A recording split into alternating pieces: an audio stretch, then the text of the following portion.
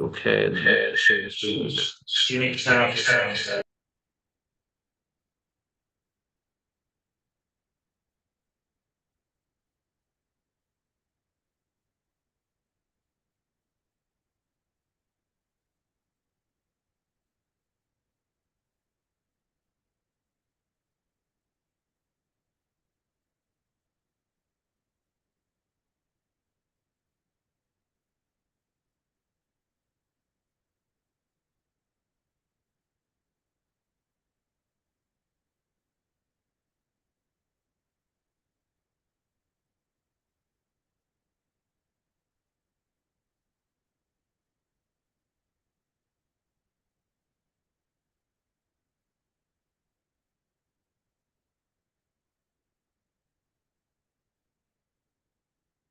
All right, everyone, it is Yeah. 7:01 and we are starting the echo chamber. We all set? 7:01, this is the December 8th Newcastle Select Board meeting. Any amendments to the agenda? I see none. We have just so you know, we have one member absent tonight. Last meeting's meeting minutes, November 10th. And he was not here, so we need a motion. I'll make a motion to approve the minutes of November 10th, 2025 as presented. Second that. All right. Any discussion? Let's see. Okay, with no discussion, we'll take a vote. I will abstain, but other than that, all those in favor? Motion passes 3, 1 abstention, 1 absent.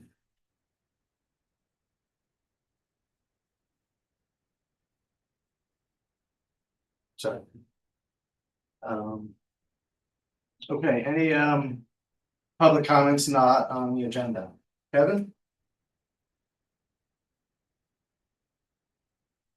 Yeah, Kevin Voigt, 34 Hills Road. And the first thing I have a concern about this evening has to do with on-street overnight parking at the multifamily at 22 Mills Road. I forwarded some pictures this morning from to Kevin. I don't know if he can display them so they could have a idea of what it is that what I'm referring to. But if not, then go with it. There have been cars parked on the street there,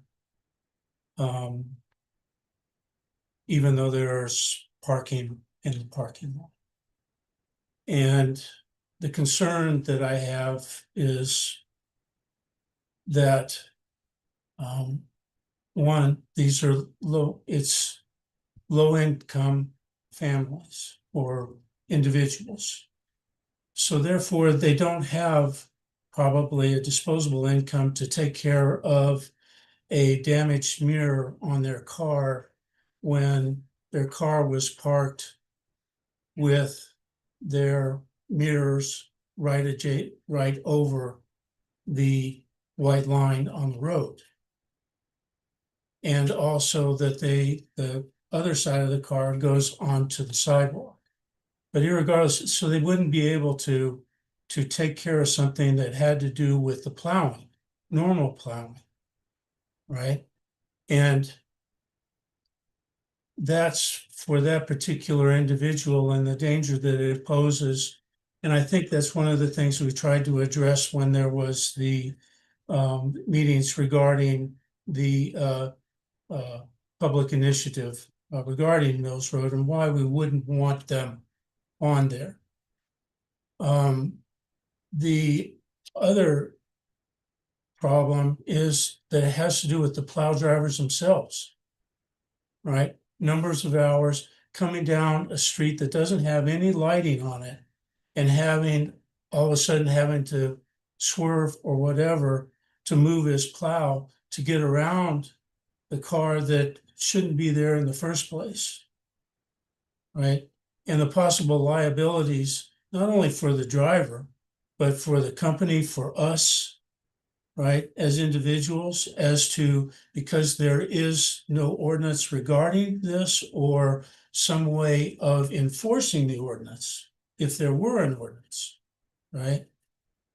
And the other part of the automobile parked on the sidewalk is kind of one of those issues where there are three of us that have been taking care of the sidewalk in the 4.5 years that my wife and I have lived here, right? The people, the women, that are out walking, irregardless of the temperature, and it's not just the women, but it's the men, it's the kids who are walking back and forth from school, right? They deserve a safe sidewalk to walk on. Well, there were three of us that essentially were taking care of that, seeing as how the state doesn't do it or somebody else doesn't do it, right? Well, now with automobiles in the sidewalk, now people are forced to go around. And and where my wife and I lived before we came here in Massachusetts, there were areas where the white line of the road was only a foot away from the granite stone that came up and then the sidewalk. So there was no place to put the snow. And people had gotten hit because they were wearing black or wearing white. People didn't see them, turns into, and they got hit. And that's not, it's not right in this particular time. So I think that pretty well addresses the concern for the plow drivers, concerns about our own liability as citizens, and just making things a little bit better. I have two other things that I have, and I'd like to know what the status on the crossing light is there at Academy Hill Road and Mills Road. And it seems like You mean the one that was Knocked knocked down? down again. Yeah. How long did it last this time? I'm not sure. Less than 6 months. 6 months. This, Captain, you got the status in your town manager's report? Yeah. We haven't even contacted the insurance company yet, right? We're trying to get that from Oh, the police department? we Or- did. But you already have contacted them. We contacted Okay. the insurance company. Okay. Individual's insurance was lapsed, so Oh, we're working with the sheriff's office to, Just Address curious, the what matter. type of vehicle took it out? it was a truck with a trailer. Which is like a pickup truck, not like a commercial No, it was a commercial. So. it was- with lapsed insurance. Oh, so he just wow. lost his life, yeah, Potentially. yeah, see the elements behind that. Yikes, Yikes. Yeah, it just went down like a week and a half ago. I just noticed it the other day. November 13th. Okay. Yeah. Almost a month now. I got 3 messages that morning that it was knocked out and it was sitting on the side of the road. Anything else, Kevin? Yeah, the other is just that it doesn't seem like this, that is a really tight turn, and it just, that is not, doesn't seem like the remedy is going to work. Right? So are there other ways, other options to be able to accomplish this, plus allow for, the people who go across the street to go to the Newcastle Public House? Because if you have drivers who are not familiar and who are coming up to it, they're thinking that there is no, if they're coming down Academy Hill Road, that there is no, alarm for the person who's trying to go across, right? On from Newcastle House to Mills or vice versa, right? And so something definitely needs to be looked into. Part of that intersection redesign moves Mills Road about, is it 10 or 15 feet downhill. One of Which- the, one of the. Well, One of the options. Yeah. Which might help address those issues in a way, but that's, again, we have to get everybody on board with actually building that intersection. And so that heavy lift, if you want to do some public outreach for us, get people on board with the redesign of that intersection, we'd appreciate that. It needs to be put into DOT's work. Yeah. Yeah. They're aware that we're interested in partnering with Yeah. them, so that'll help move it up.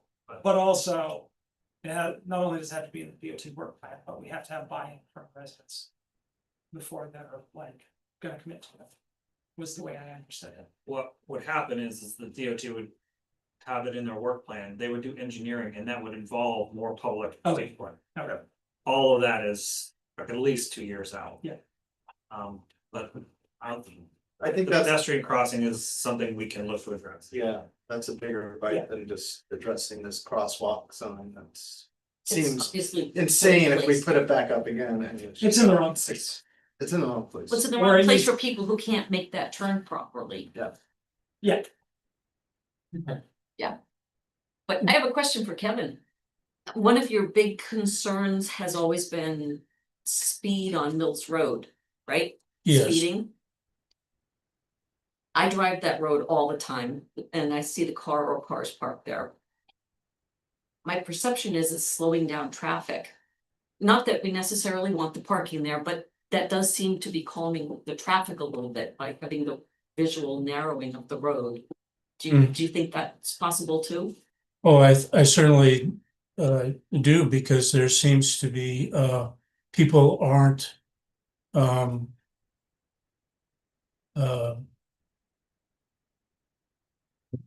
just from this morning, seeing a few people, and what they did was they went, they slowed down to see if somebody was coming the opposite direction, and then went across the yellow line.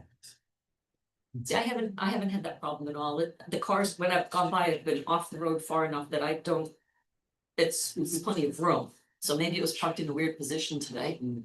They were parking on the sidewalk today. They're parked on the side, oh jeez. Yeah, he sent me photos. Yeah. Yeah. That's, So, but the other thing is the snow denotes how it is that the plow driver went around them also. Right, one parked my car where some plow driver had to scoot around me. Sounds dangerous. and. Yep. But I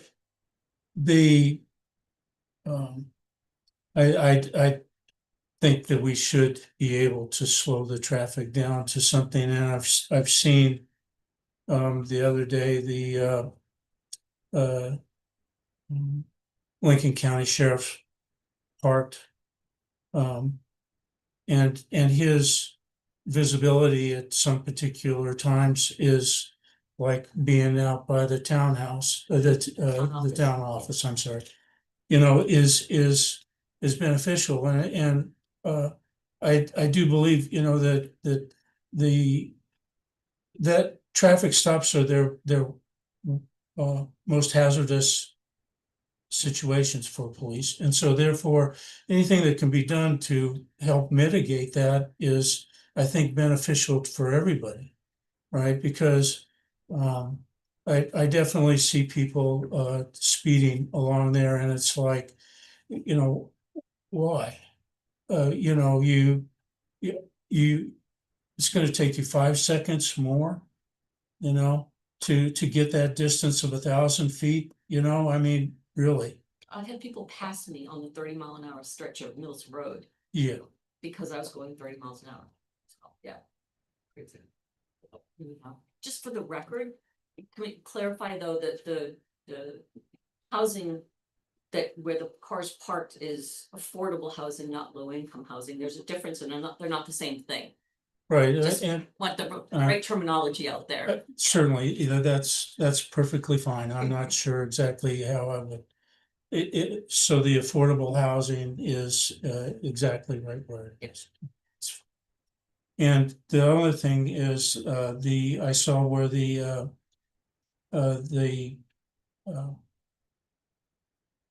SCBA's for the fire department, this self-contained breathing apparatus, that went through, right?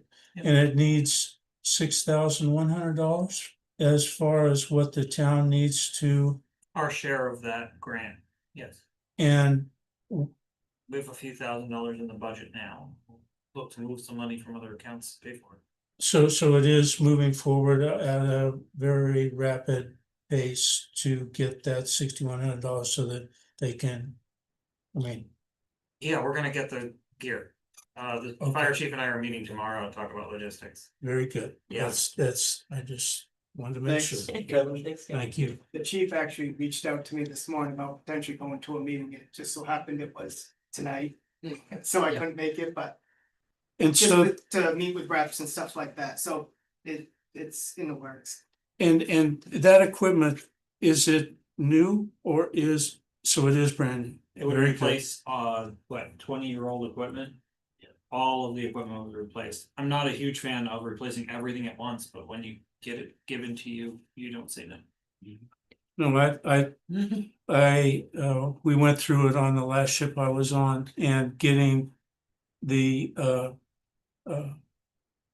twice the size of the bottles and all like that was a big expenditure, but it also was, you just don't do it halfway. You go all in, and, because you don't want to be having to think about which bottle that you are taking when you're going. Good point. Yeah. You know. Thanks, Kevin. Okay, moving on, item number 5, which is presentation, special guests, Mills Road project, so. That's Sure. I can give you a little lead in here, but Alex. Don't thank you. Well, if Alex can introduce herself. Okay, and- yeah, you can take it. Start there. It's nice to meet you all. So I'm Alex Savecchio. I'm I guess I'll take the seat. Just everyone's seeing. I'm a landscape architect at Acorn Engineering.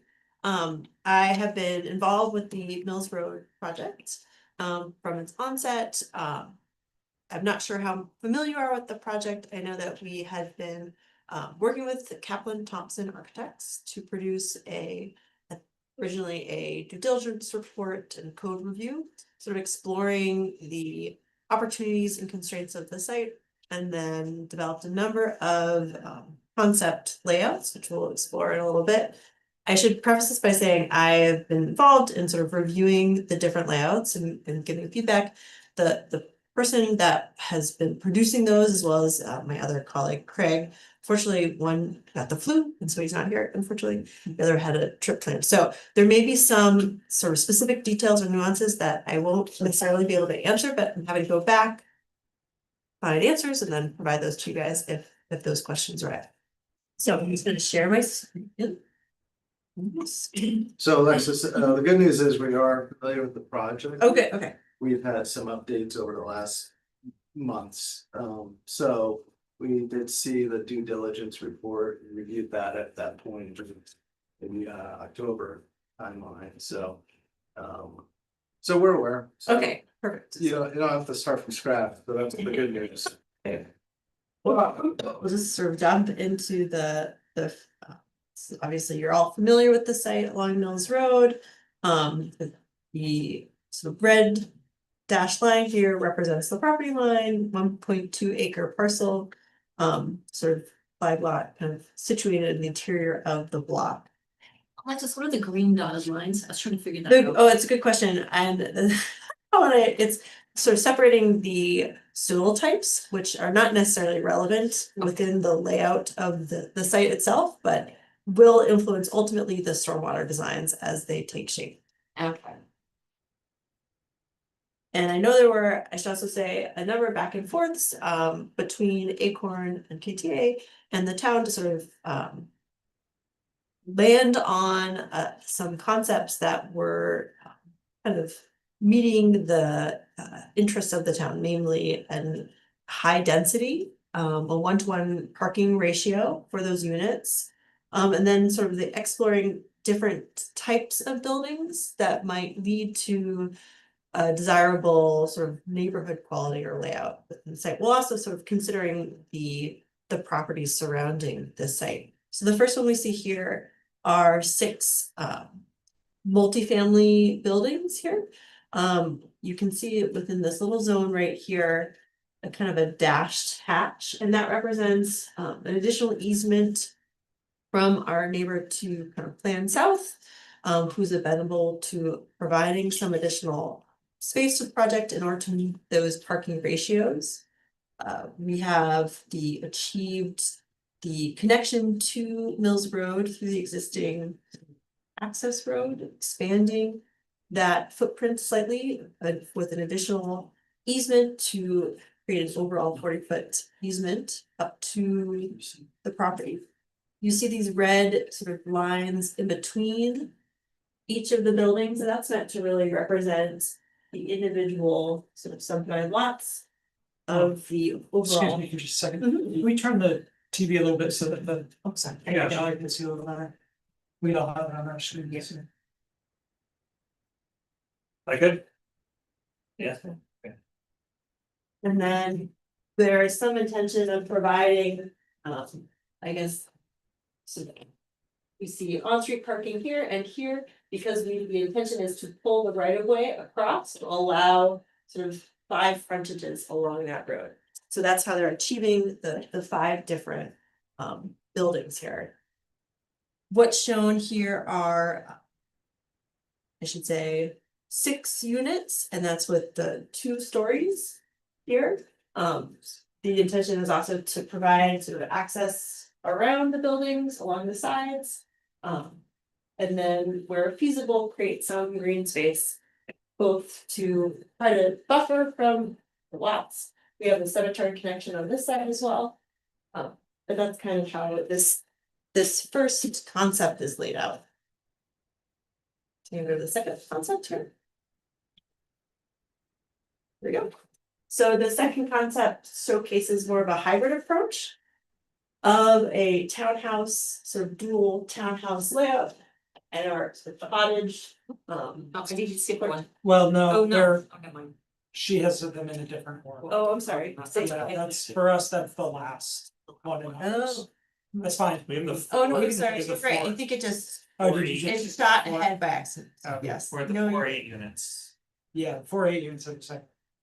Here we go. Sorry about that. I think things just jumped ahead. So this was another sort of alternative arrangement with sort of concentrated parking, sort of separate from the unit, so we have less of a sort of street frontage parking. Again, here we've got this triangle that's represented an easement for parking, sort of taken from our sort of Plan South property neighbor. To achieve a higher unit count, we're showing 3 stories, so current zoning allows for 2, so this would require going a little bit higher. It also allows for a sort of concentration of some green space. So adjacent to the Williams property to the north and also the cemetery. And then with the potential access easement to Academy Hill Road, which would have to be negotiated with the neighbor as well as the existing sort of privately mentioned connection along to Mills Road. And one thing I should note is that I think we have provided some building info on sort of the square footage of each of these buildings and potential unit distribution that would kind of be further developed in sort of as the project progresses. So it may not end up being 4 3-unit bedrooms and 4 1-bedroom units. Sorry, I got that flipped around.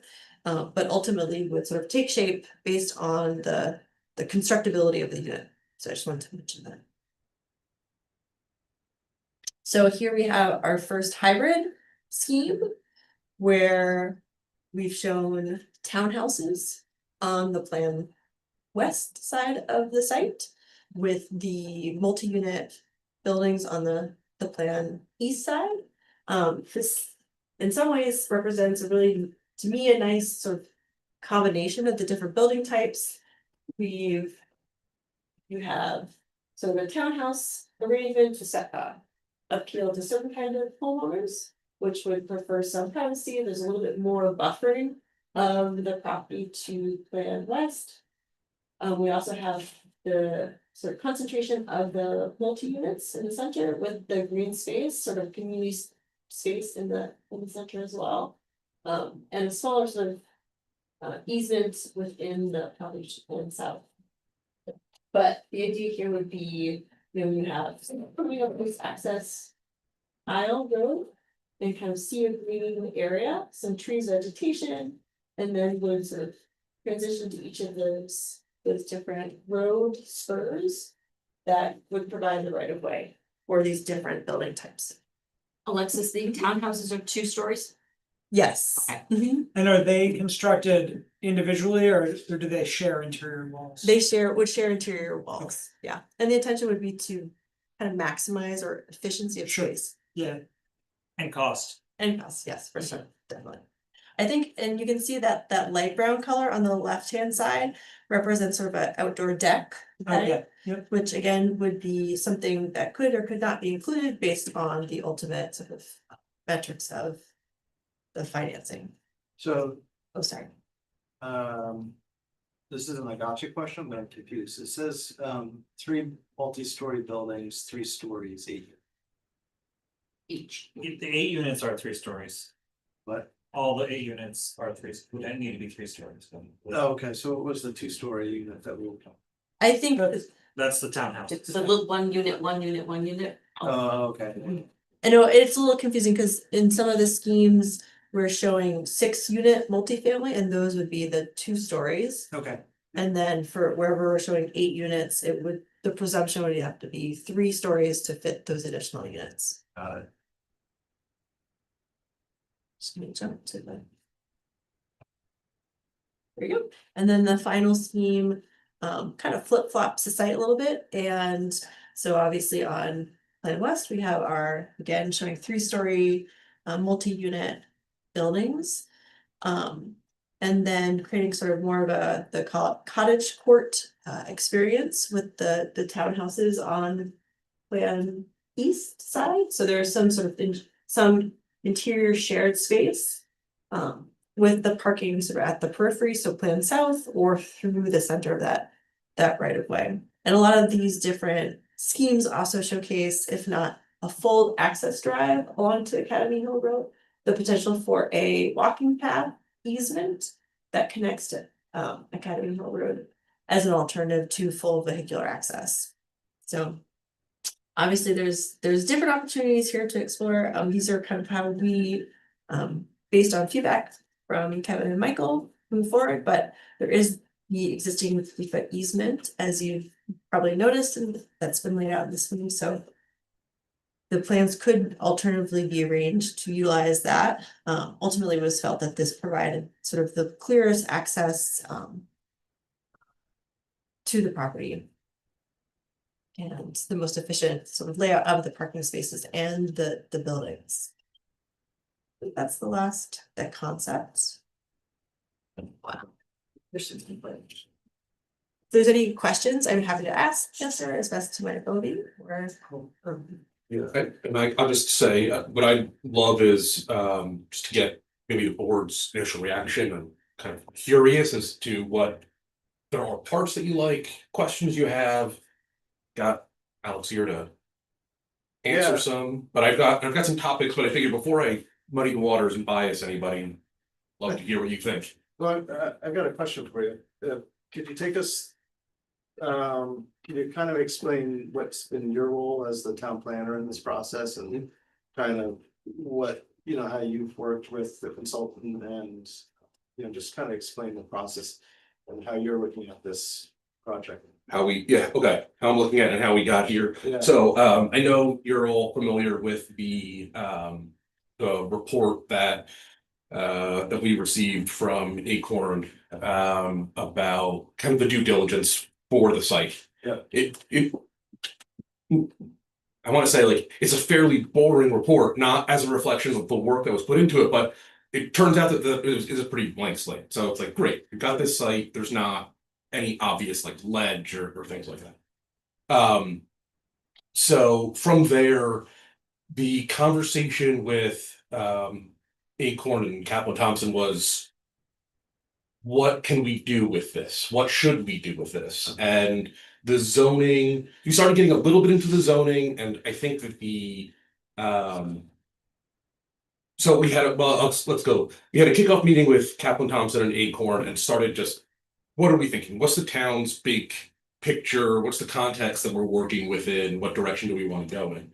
And my recollection was housing was, number one priority here. We wanted housing, but there's also all of the other context, and there's some in addition to the current zoning, there's also just some other things that are possibly, there's some soft spots in the zoning where we might say, for the two-story, the question of two-story to three-story is something that what I wanted to know was, is there no market for two-story buildings? Like if we say you have to follow the current zoning is for, I'm gonna say 2.5 stories, it's 2 full stories, and you can add living space in the roof if the roof.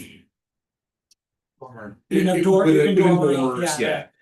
And trying to understand, is that practical and practical? So we explored some of that, other issues, open space, parking, things like that, Access to the cemetery. access to the cemetery, and Cemetery being considered a potential civic space too, as a. yeah, there was some conversation around civic space, like how the zoning. Basically how the zoning works. So all of this was, the intention was to find something that does fit within the zoning, but because we knew we were gonna talk about height. And also a 50-foot wide right of way, something that's come up even before this project was on the radar is that too wide? Should we be looking at smaller rights of way that maybe 30 feet can allow access to kind of back lots and blocks like that? Is this something that we want to explore? Trying to think I feel like there was something else, but okay, we can break some of these rules in concept design, because then we can maybe use this as a well, let's see what the community thinks. Do we really like the concept and wanna, So Michael, we also have the framework, right, of the grant. yeah, which I can let Kevin speak. There's a couple grants I think that are relevant to this. But what I think the one that you're talking about is for Lincoln County and The initial grant, which is part of the reason we even got this due diligence report and ended up with the property, was really focused around access to or getting housing, trying to address housing for first responders. Right. Followed by school, municipal, and other Hospital. civic service, community focused Yeah. housing. So that's the impetus of this, Yeah. of the initial grant.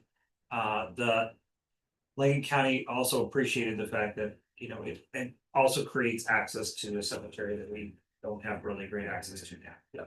That the town owns. So those are really the two impetus of the original grant. So I mean, this can satisfy. All of these plans would satisfy. The perspective of the brand. which Correct. is housing basically, but it depends on. Well, and one of the priorities that we had talked about before was parking as well, Satisfying parking. satisfying parking just in general.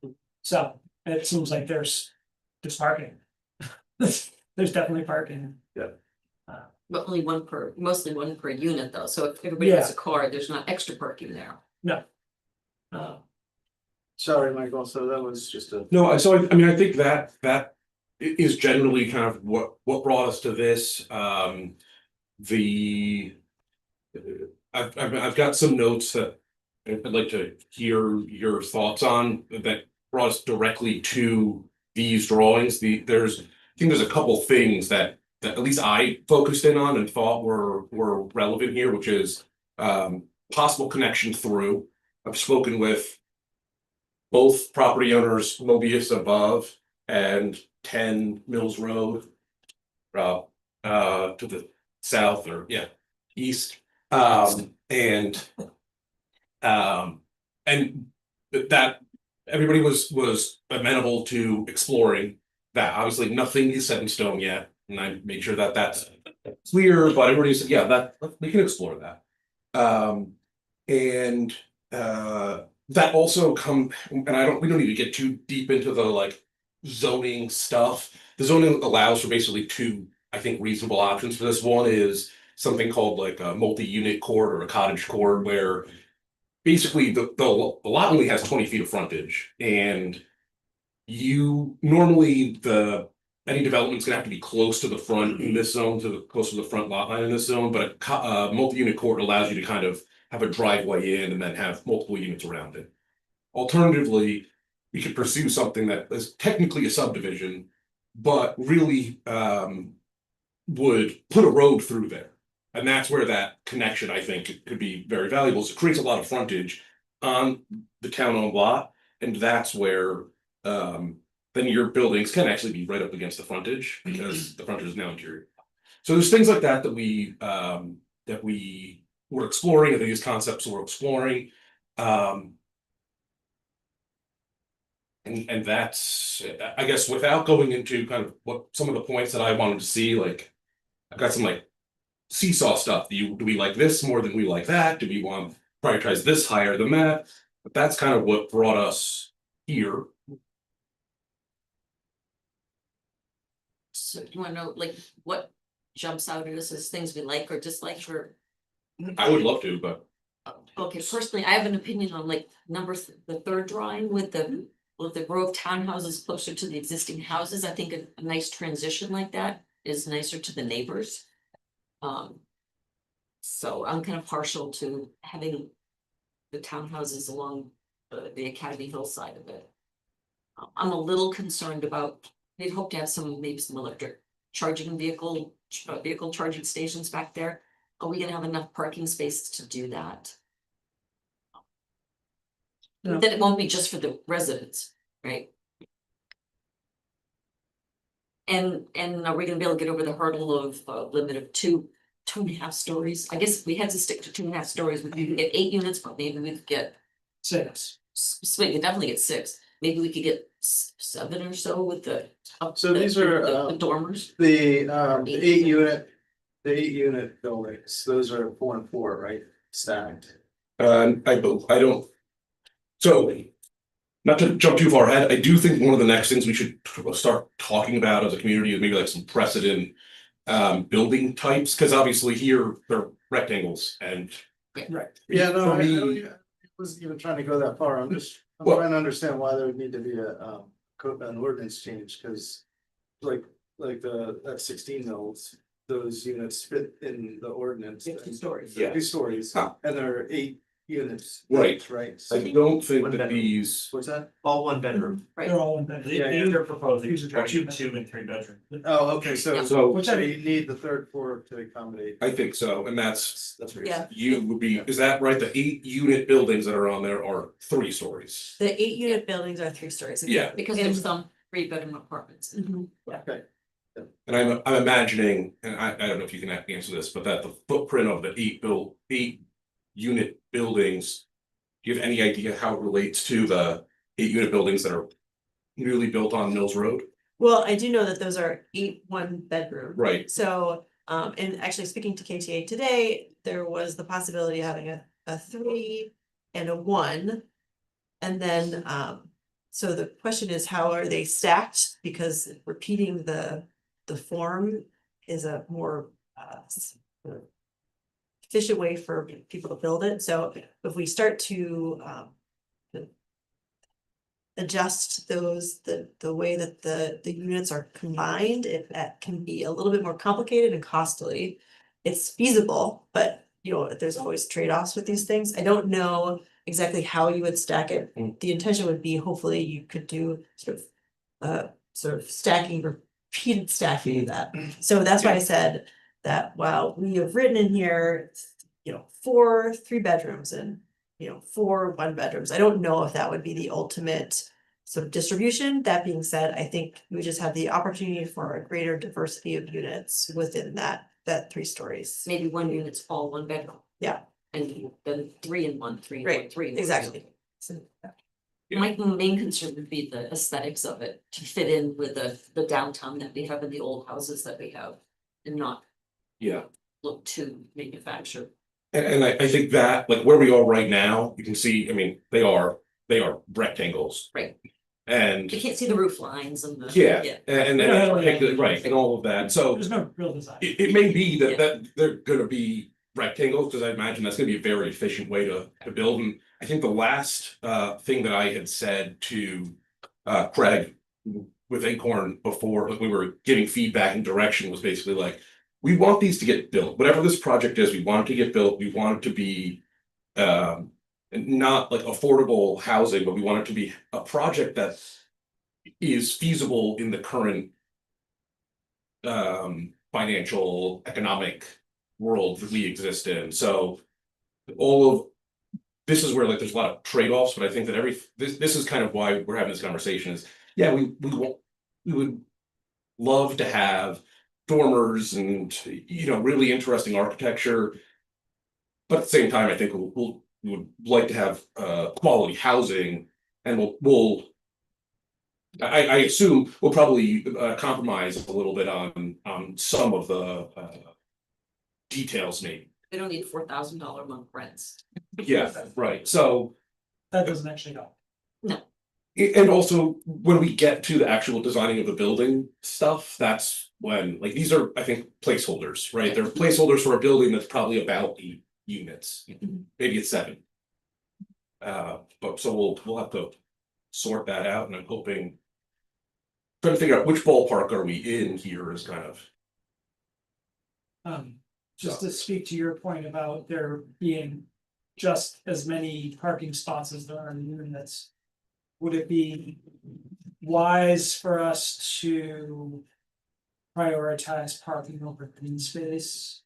Like I'm looking again at this third drawing with the row of 1-unit housing along one side. Now, if we pulled those 2 central 8 units closer to that third 8-unit, couldn't we get another 10 parking spaces Yeah. along that The road. that road Mhm. right of way? And yeah, we would have to sacrifice that green space, but what's the priority? You know, I'm just trying to think of ways that, so. We could still have 30 units and maybe have 40 parking spaces, you know what I mean, just like. I know that green space is important, but also. We have a lot of green space in this town, and maybe parking. We should think of parking as a little bit more of a priority. Within this development block, than green space. I mean, certainly having some hedges and whatnot, yeah. Because that's in keeping with the look of the town, but. Maybe instead of having a large green space, Michael, what zone is this? I believe it's the D5. Village business. Is that, yeah, 4. Building businesses, 4, right? Yeah. Yeah. D5, it's Rob, what's your zone? It's village business, which I forget, I think it isn't 5, village center, Yeah, I think. so I that's think it's kinda- 4, Yeah, pretty sure it's I 4. can't imagine it goes from 4 to 5 behind you. So I think that's like 4. You mean it goes down, it doesn't, I don't think it goes down to 3, I think it's all 4. Right. Yeah, that's what I'm saying. Yeah, pretty Yeah, sure. it must be all 4. What is zone 4? so it is village business. But it's D5, this is, so everything along Main Street, the exception of Town Office and Veterans Park. Is D6, which is the village core. Yeah. And where the public house is, that's also D6 village core, and then. Everything along Mills, well, on that side of Mills Road. Up to the end of this driveway. Yeah. Is D5, north of that is, I believe it goes to D3. I just double check, yes, and it goes to neighborhood business D3 north of there. But basically. Everything. Over to Mills Road, also D5. Village business, so. Cemetery there is. I think listed as civic, which is. We don't really have zoning for it, so. Yeah.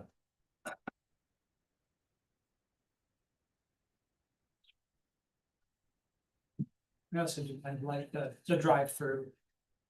Which is an option on all of them. Yeah, If we could get it. I was, Ben reached out to me, he's not here tonight, but he did reach out to me to share that he's, his priority is that connectivity. Yeah. Creating it so we can- how to be great straight You're talking about connecting mill Or is. with the. Right, mobile. yeah, pull your crowd. It can be built, Absolutely. Yeah. Mill Drive all the way through. Yeah, well, and that's something that, like through at least at this level of detail, it's like. Being able to drive through, I think is good for fire access. We don't have to like then deal with kind of weird hammerheads or anything like that. Can be, you can just go right through. But there's also ways to make sure that it's not just a cut through for Yeah. people going to I and was from the just thinking school, about right? that too. So, but we don't need to like figure out exactly how we're gonna Yeah. do that now. I don't think, I hope. But that's something that's kind of on. Let's create sort of a more active street front, I think, to give this place a character, which is also nice. Yeah. It's not just a driveway, it's a road, it's a street that people move across and through and walk by. He did say he's not a fan of the 4 buildings, that's the one visual that has the street road through, Oh. not a fan of the. The four, the yeah, 4 big yeah, that buildings. was my least Mhm. favorite. It gets. It's the most units and parking spots, but it's the least aesthetically pleasing. Mhm. Yeah, I mean, I think the combination is. Yeah, I like the combination because that I feel addresses housing needs more sufficiently because, you know, I'm looking at these 1 units as either starter homes or sort of, you know, retirement, you know, getting out of the big family home into something small. Either end. Either end, exactly. And it's nice to not have to go up to your second floor apartment.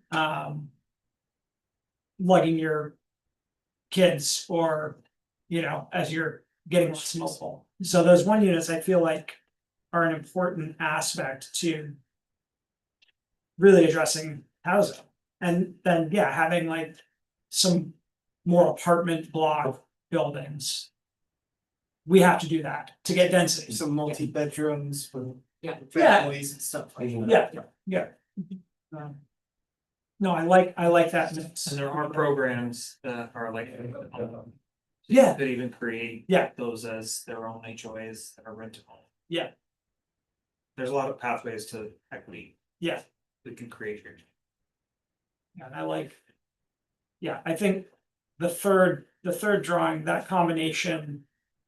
Maybe with a little more parking. You know, pushing the 8 units closer together and getting more parking. For me, sort of. Fits the bill. Yeah. Um, I like the green space, but not, you know, if we got the Main Street project done and we had all that parking along Main Street. Wouldn't be as much of an issue, but that's so far out, so we don't even know if we're gonna be able to do it.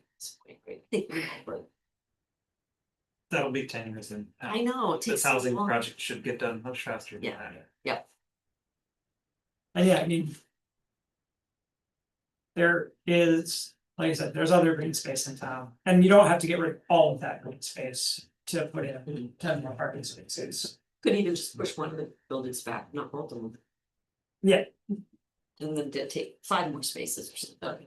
So do you think you would, I mean, I've got a few questions.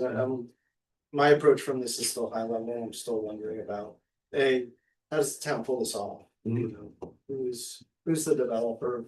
You know, who's holding the notes on these buildings, you know? Yeah. And how does the town partner with that or do that?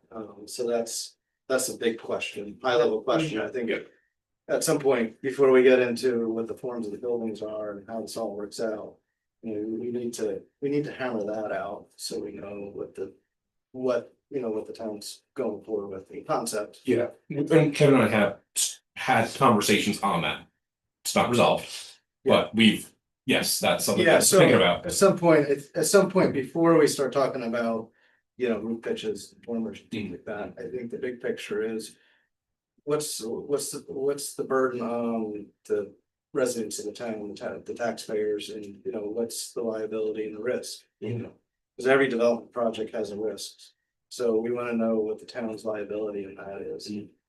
So I think we need to understand that big picture. There's some other, I guess, deals that have to be hammered out, like, the easements, who's going for the easements? I mean, we own the lot, the town owns the lot, the town, we own it, that's owned by the town of Newcastle. So I guess in theory, it would be the owner of a lot that would approach the neighbors for, making deals. So I guess those things have to be legally, that has to be approached as well. Yeah. And so those are other big picture items. There's. I know of at least two ways, and we've talked with other people about how to go about this. Whether it's the town just owns. Well, there's a variety of ways, and also, is it possible to have some kind of for sale component to this that is just a conventional mortgage that still keeps the town owning the land? Is there some way to do, yeah, and apparently, yes, we might be able to do that, so it's. I think we are still kind of in the what's possible and starting to narrow down, okay, well, what's possible and now what do we want? And we're gonna have to start transitioning to what do we want? Does the town want to have ownership of a road that goes through there? Does the town want to continue to own all of it? Does the town want to sell it? Whatever those are. So, because might be able to have we can do not whatever we want, but we can do, here are the boundaries, what does the town want? And so I think we're starting to get to the turning point of where are the boundaries that we just, even if we wanted to, we couldn't. Yeah, I think that question is too broad for the town. How do you ask that? And so. Yes. I mean, the five of us, 4+1 is not the town, so. Right. We are just, we're just here, I guess, to offer the town what makes, I don't. This is my question, is how do we get to a point where, these mechanisms, these deals, how this all works is, within the palette of the town or the appetite for the town. Yeah. We talk about the residents, the big picture. Yep. Yep. So I think at some point it has to be some kind of proposal, some kind of clear outline, some framework to how this all sort of happens. And that has to be understood by not only the board, but the town in general. I don't know if that's something that gets voted on, or it's just something that we decide and, we present to the town and, in a referendum vote. So, I don't, I'm just Yeah. throwing these ideas out because these are big questions. Yeah. And I think before we get into the nitty gritty of parking spaces, I think we kind of need to understand, kind of grapple with the big picture. We could get pushed in one direction or another too, if we find that there are grants available for a certain type of. That's Yeah. exactly what I was thinking, Yeah. is you had mentioned grants and what funding is available and what parameters would we need to meet to That's what I, acquire that funding. Yeah.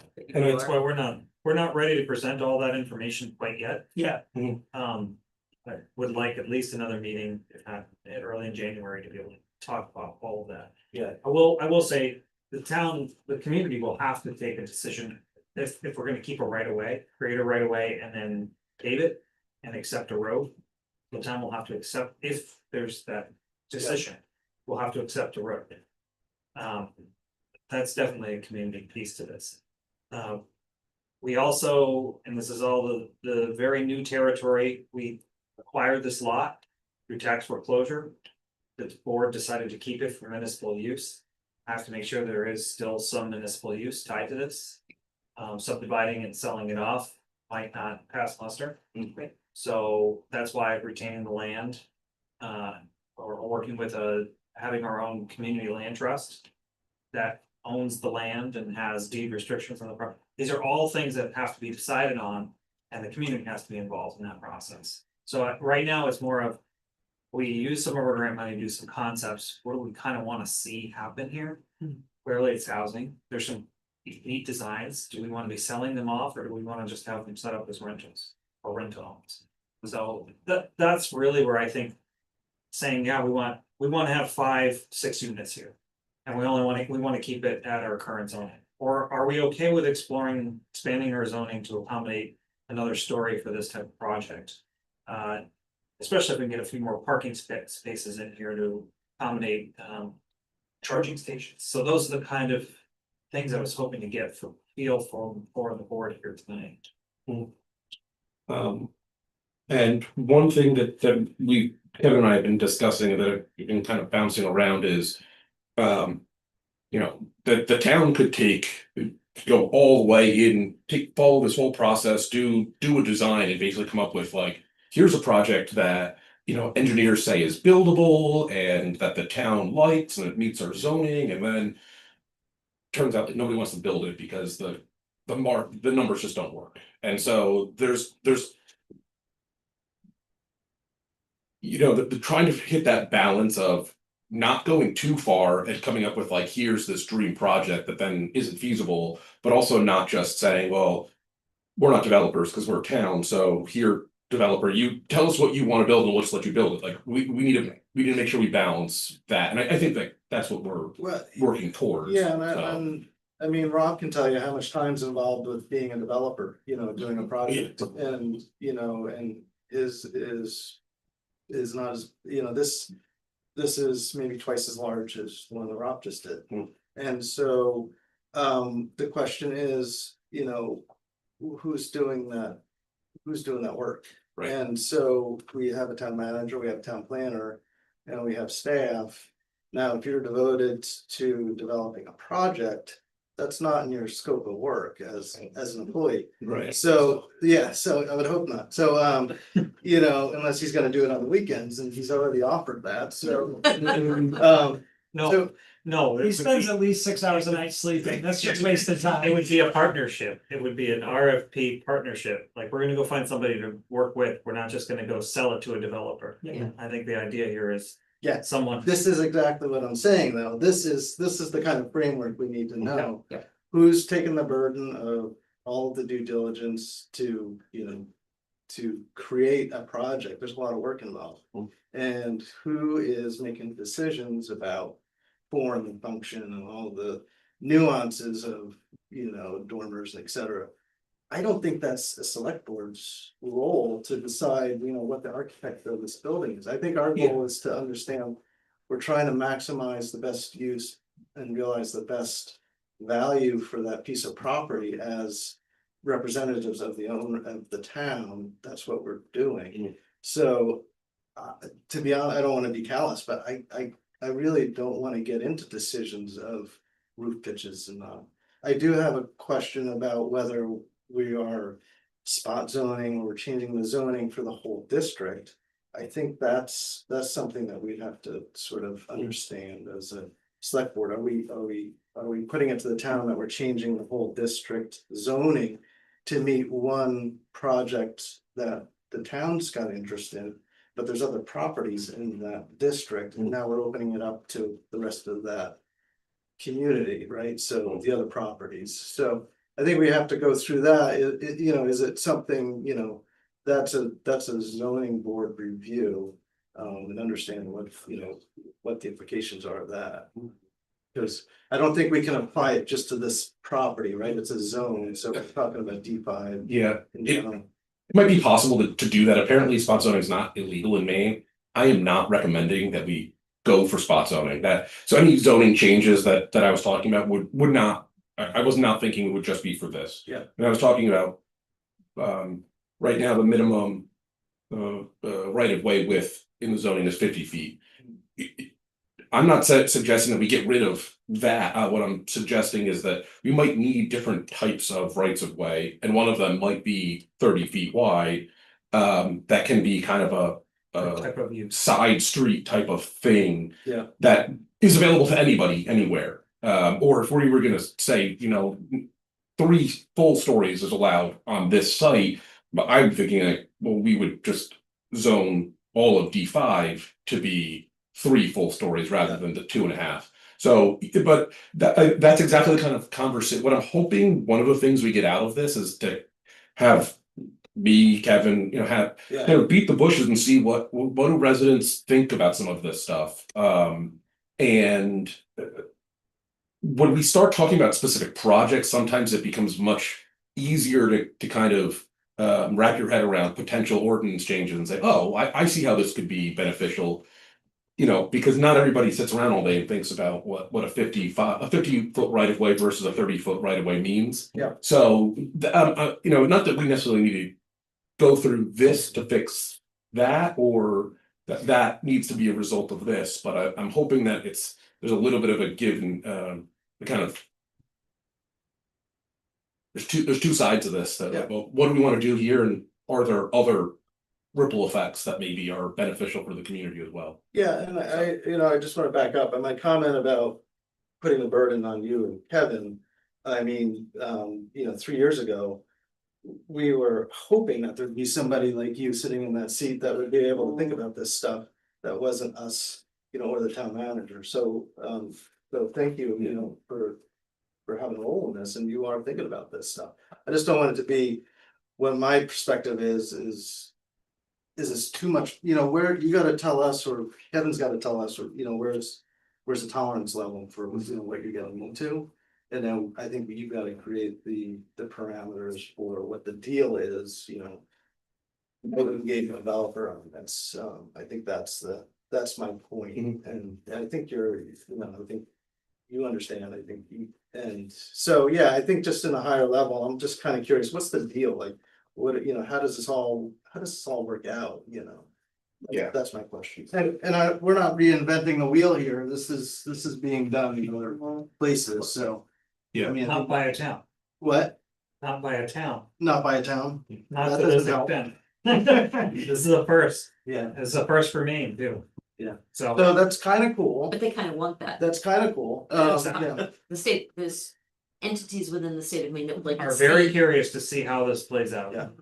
So there are people watching, and they're curious how we develop a project that could be used and replicated around the state. Because a lot of the times municipalities end up with a piece of property, they turn around and they sell it with the hopes that something gets developed. Yeah. We're in a situation where we can be partners in making sure that it actually gets developed. In the way that we want to see it. The community wants to see it. Yeah. Yeah, I think right now the town is pretty much holding all of the cards.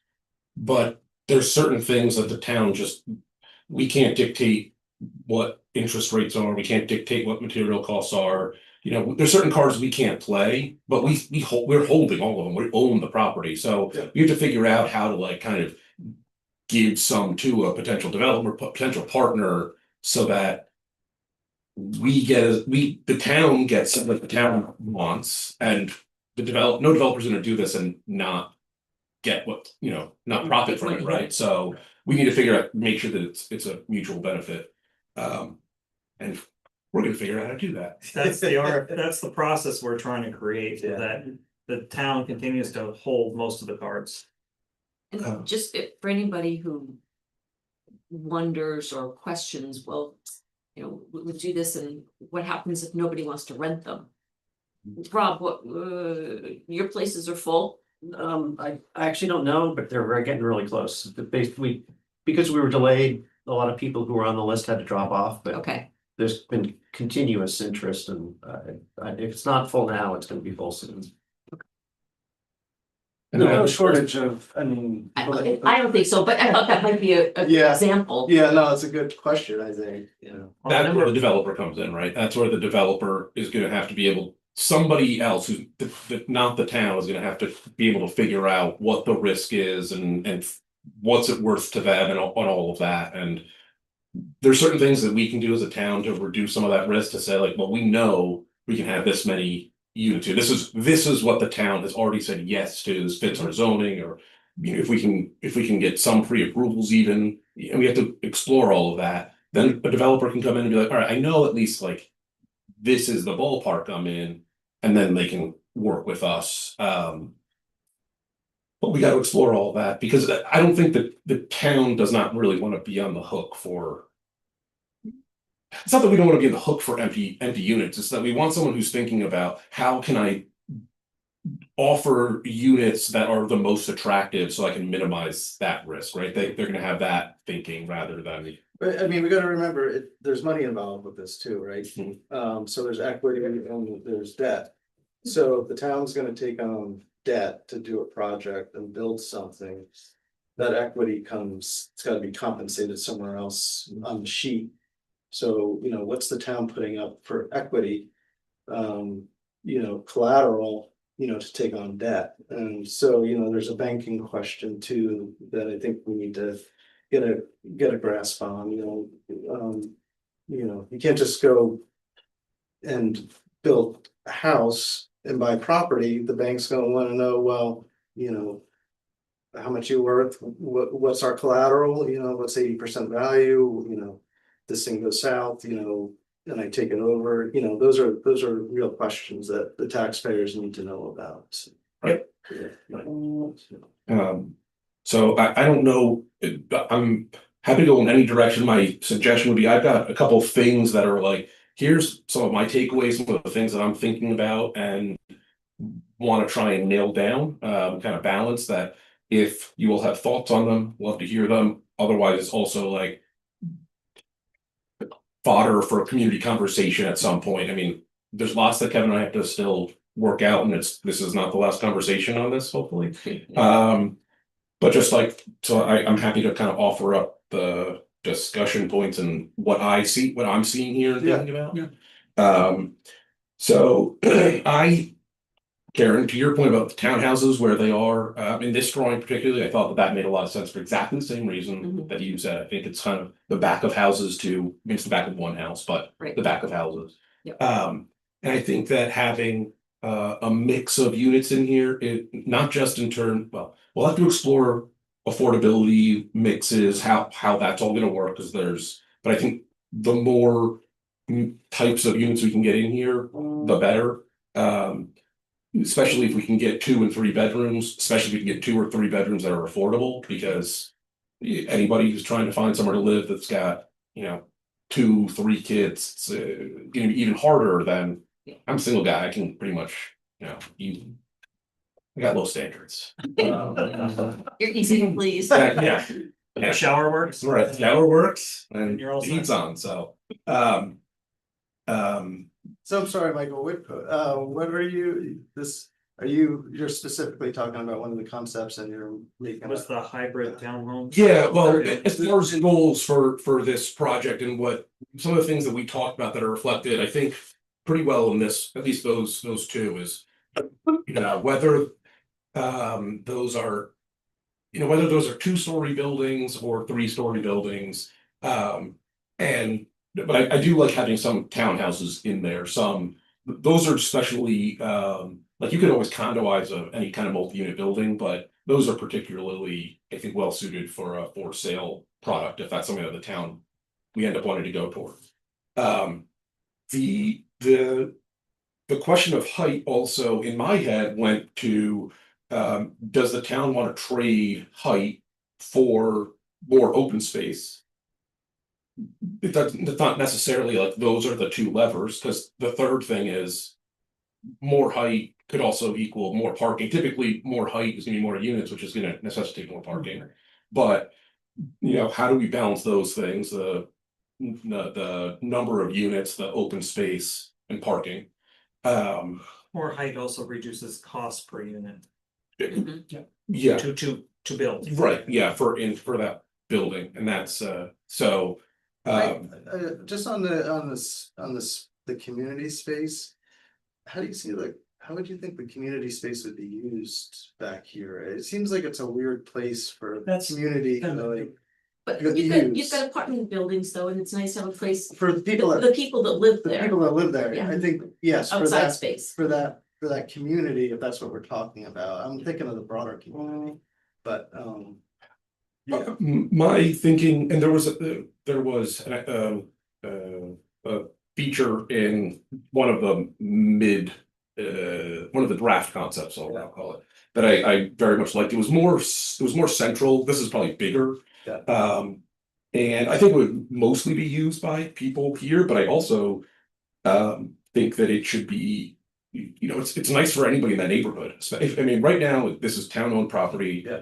If there's open space there, even if we were to, sell the whole thing or lease the whole thing to a private developer and owner, I'd still like to see that as kind of like publicly accessible, even if it's private space, open space.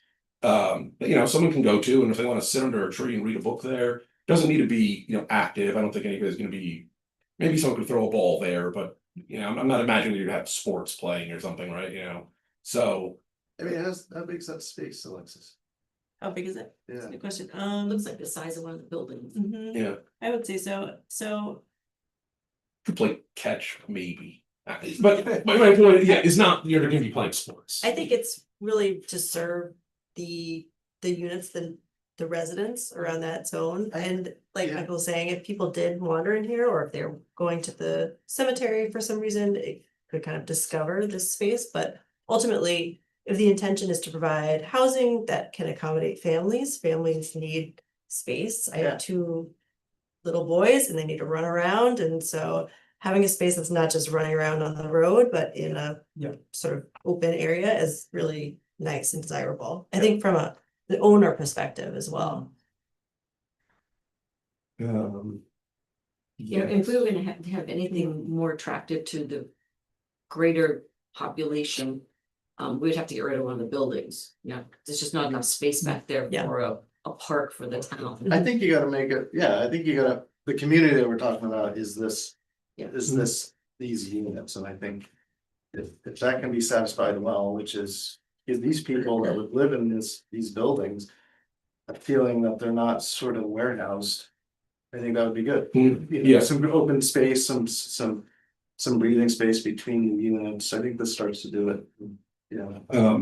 And I think that gets to another, one of the things I like about having a through street there is, because the way that I'm thinking about this site being developed is it shouldn't just be for that site, right?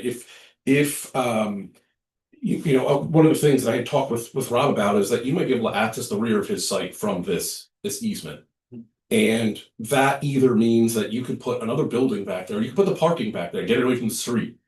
And same thing for anybody else who's off of this. Same with Mobius is that, they might be able to put another building right. And I haven't had this conversation with Mobius, but I'm just, you could have another building that's on Academy Hill there if there's a road that goes back and creates some frontage for the rear. So I'm also thinking about like, well, how can this also benefit? Not that any of the neighboring properties have to do anything with it, but if it creates an opportunity that they can or don't have to take advantage of, Right. that would be great. Access to public space is one of them. So. I like the through drive. So, and I think that's, you gotta work that out. Who's gonna maintain it? Who's gonna build it all? But does the through drive help to satisfy the grant stipulation that it be for municipal use? It creates interconnectivity, Right. and just by doing that, So just by doing that, we've satisfied part of that grant stipulation. but I still gotta build housing.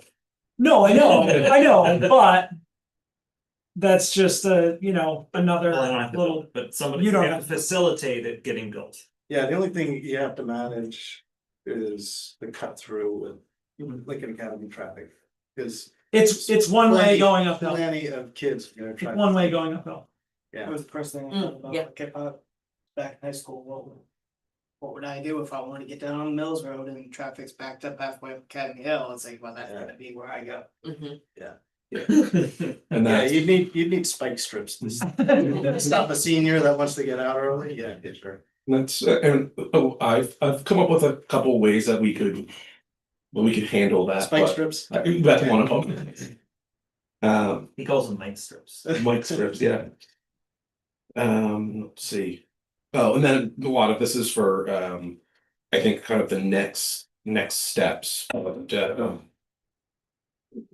Further conversation with property owners coming up with, we can discuss about precedent images. I say that just because I know a lot of people looking at plans like this have a hard time figuring out like, well, what's that gray box actually mean?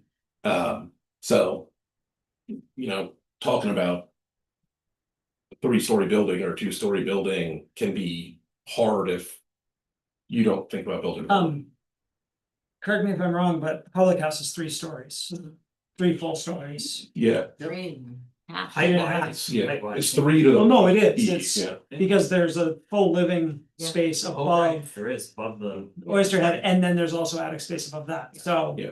And those are not standard story heights either, I think those No. are pretty high ceilings, Yeah. so, At least the first story First is story, definitely definitely. commercial yeah, height, yeah. so, So it would be lower than that yes, it would. Yeah, this is. for visualization. Good talk, Yeah. good point. And that's, you can see some of the building footprints around here. And you can see that the buildings that are proposed here, or as shown on this diagram, are not much bigger. There is. I mean, the shapes of the buildings are barely, they're rectangular with like an addition added on here and there. They're not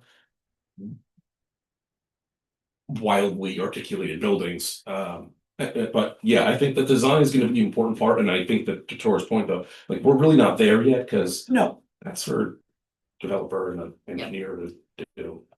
Yeah, but coming up with an overall concept layout. So that we know that we have easements And the support of the community. necessary and the Yeah. support of the community. And say, okay, we don't know exactly what the buildings are gonna look like, but the overall layout is gonna be something like, there's gonna be a through road, there's gonna be. A row townhouse. Two to 3 dozen parking spaces, there's gonna be some single family sort of row housing, there's gonna be a couple of multi-story units, like. Big picture concept doesn't have us designing trim, there's. What it has us doing is getting all of the easements and in place so that when we do start talking with the developer, we say, here's what we have the ability to do, here's the concept of what we'd like to see. Show us what your thoughts are on this. yeah, I think, I mean, the person that's putting up the money is gonna It's gonna wanna wanna, have some say in this, yeah, right? for Yeah, sure. that's the point. I think, so D6 is public house, Okay, and it allows 3 stories, and I'm saying, I'm believing, I'm thinking 3 stories plus roof. yeah, So it does meet. Yeah, it would. I mean, I'm not sure the story floor to floor heights meet, but as far as number of stories, it Yeah. should. Yeah.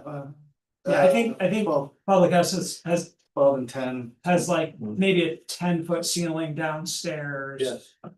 And I think the second floor might Pretty tall. be a little taller than residential would be, so it's Yeah, likely, it's likely probably taller. 6 than- or 8 feet taller than. But again, that's D6 and we're Yeah. talking D5, so it's a different zone altogether, yeah. But it's it's an iconic building in very It close is. proximity to that.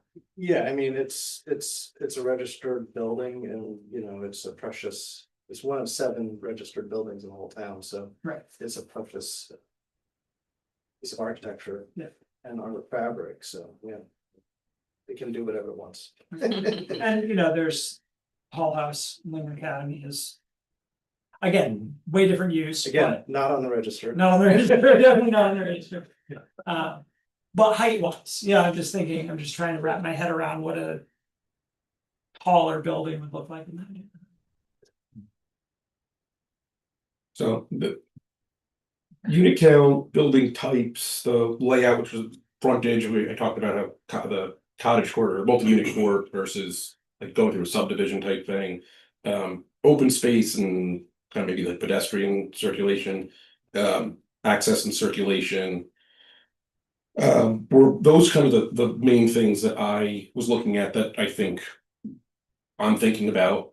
Parking is, obviously something that everybody thinks about, so.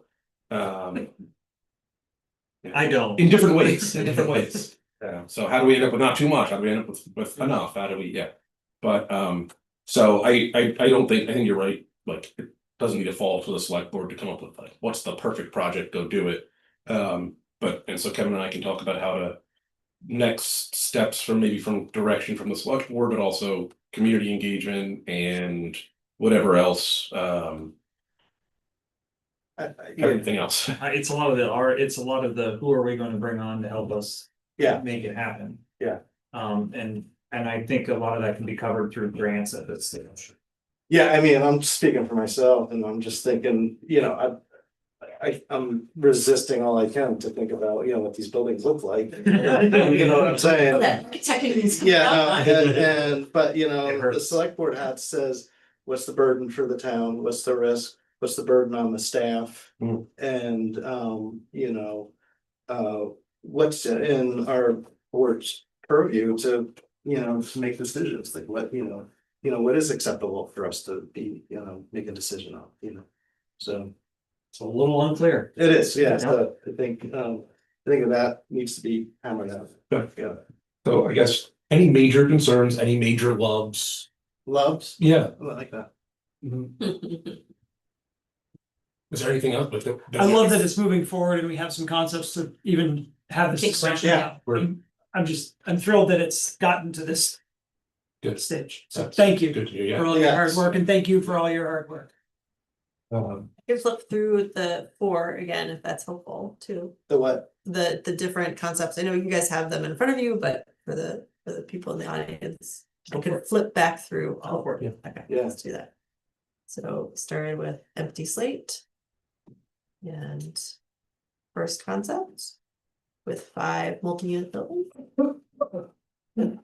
Second with the parking separated. One thing I do just want to mention on this, it probably does include maybe the most of the neighboring property out of all of them, but really, these are 3-story buildings and you can see how much more green there is on this Yeah. compared to the others. Yeah. So. Just make a This- notice, but This also shows the connection to Academy Hill Mhm. Road as well. Here we have the hybrid, the first hybrid, the 3 multi-unit buildings and the townhouses. And then the second hybrid with higher distribution of townhouses and 2 multi-unit buildings. Thanks. The different schemes. is there anything that we didn't discuss that you think we should be discussing?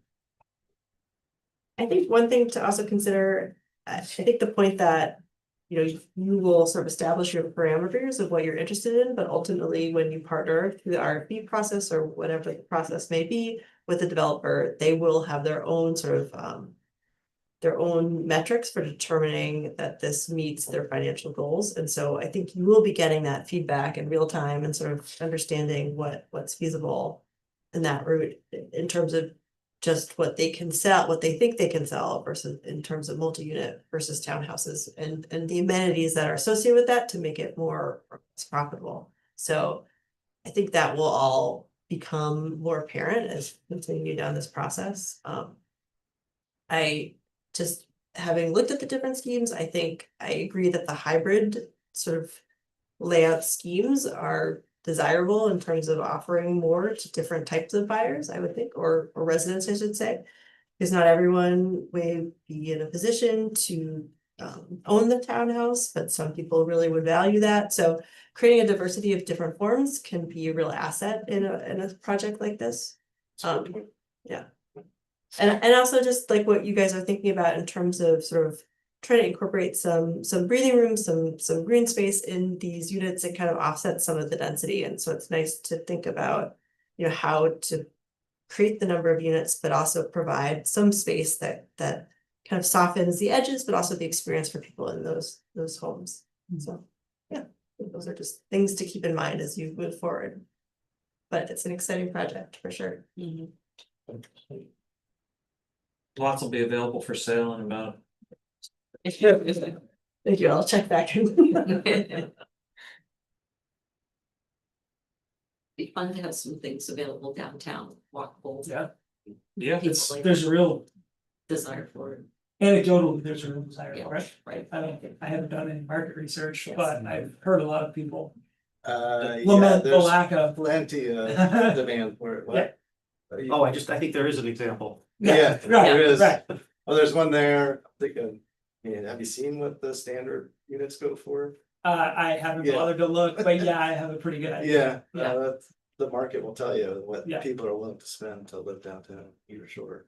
And the new manor, those apartments for the luxury senior living, Are you talking Denver Scott? No, our. Oh, the place. across Oh, from- yeah, sorry. Lincoln Home, Yeah, yeah, yeah. It, yeah. that's their price, you know, everything's pricey like that, so. Yeah, I feel like the least of our concerns is marketability, Well, Yeah, Yeah. whatever it goes. Yeah. it's getting the price. I mean, if, unless you're going for that high-end market, Mhm. it's how you get the price down to impact the part of the community that's not being served by it. Right. And that's the hard part. Yeah, I mean, I don't think we started on this path wanting to do market rate. Yeah. Condos, you know, for whatever, hundreds of thousands of dollars each, you know, that's not the objective here. And I have several opportunities for grant funding. As long as the town's involved, opportunities for grant funding for high efficiency, you know, net zero projects. Oh, good. And because we're looking at it from this lens, there are some other foundations that are interested in this. So there is potentially money to help offset what a developer says it's gonna cost, or a construction company who comes in and actually builds it and says, it cost me, you know, $400,000 to build this. Now, who's paying for it? And if I get grant funding to offset that, so that when somebody does buy it, and they're only paying $250 for it. Because that's the entry level, and we have deed restrictions that say. When you sell it, you only get $250 plus a formula that says you get. Whatever CPI or whatever it is. So much. Right, Yeah. and that's the stuff that Michael and I are trying to work through right now. Okay. So if I can come back and say, here's a proposal about how we approach this. Here's the board's role, here's staff's role, and we have an RFP that we would work with somebody else to carry us to the finish line. Yeah, I think the other thing is, you know, what kind of grant. Federal and state grant money is available to do a project like this, and we should know that, right? So it'd be nice to know that in our next discussion. There's no way to build, January, I can guarantee you, It doesn't have to be- there's no way, I know enough, there's no way to build this without grant funding. And make Make it. it- keep it affordable. Make it affordable. Yeah. There's just no way. Right, the way the construction costs and materials and everything is now. Newcastle might be in a position. Fortunately, depending on how you look at it, that. That site could. Be developed at market rate and the. For sale or rental price might be able to justify construction costs, but it would not be affordable. It wouldn't be near. That's the point, yeah. But if that's, so we could get housing there. But I think if the consensus is that we want this to be affordable to, you know, the median income, 80% of the median household income in Lincoln County, or, you know, whatever it is, to some degree, that's not just top end. We're gonna have to find some way to bring outside money in to subsidize. Yeah, I mean, I feel like that's our objective, is to do more affordable housing, I mean. Yeah. Right, I mean, I'm just thinking. At least some of it. So, well, yeah, some of it, if not all of it, whatever we can What we extract can from do. that would be awesome, but. We ought to know where that road ends before we get too far down the path, you know what I mean, like, you know, what is available?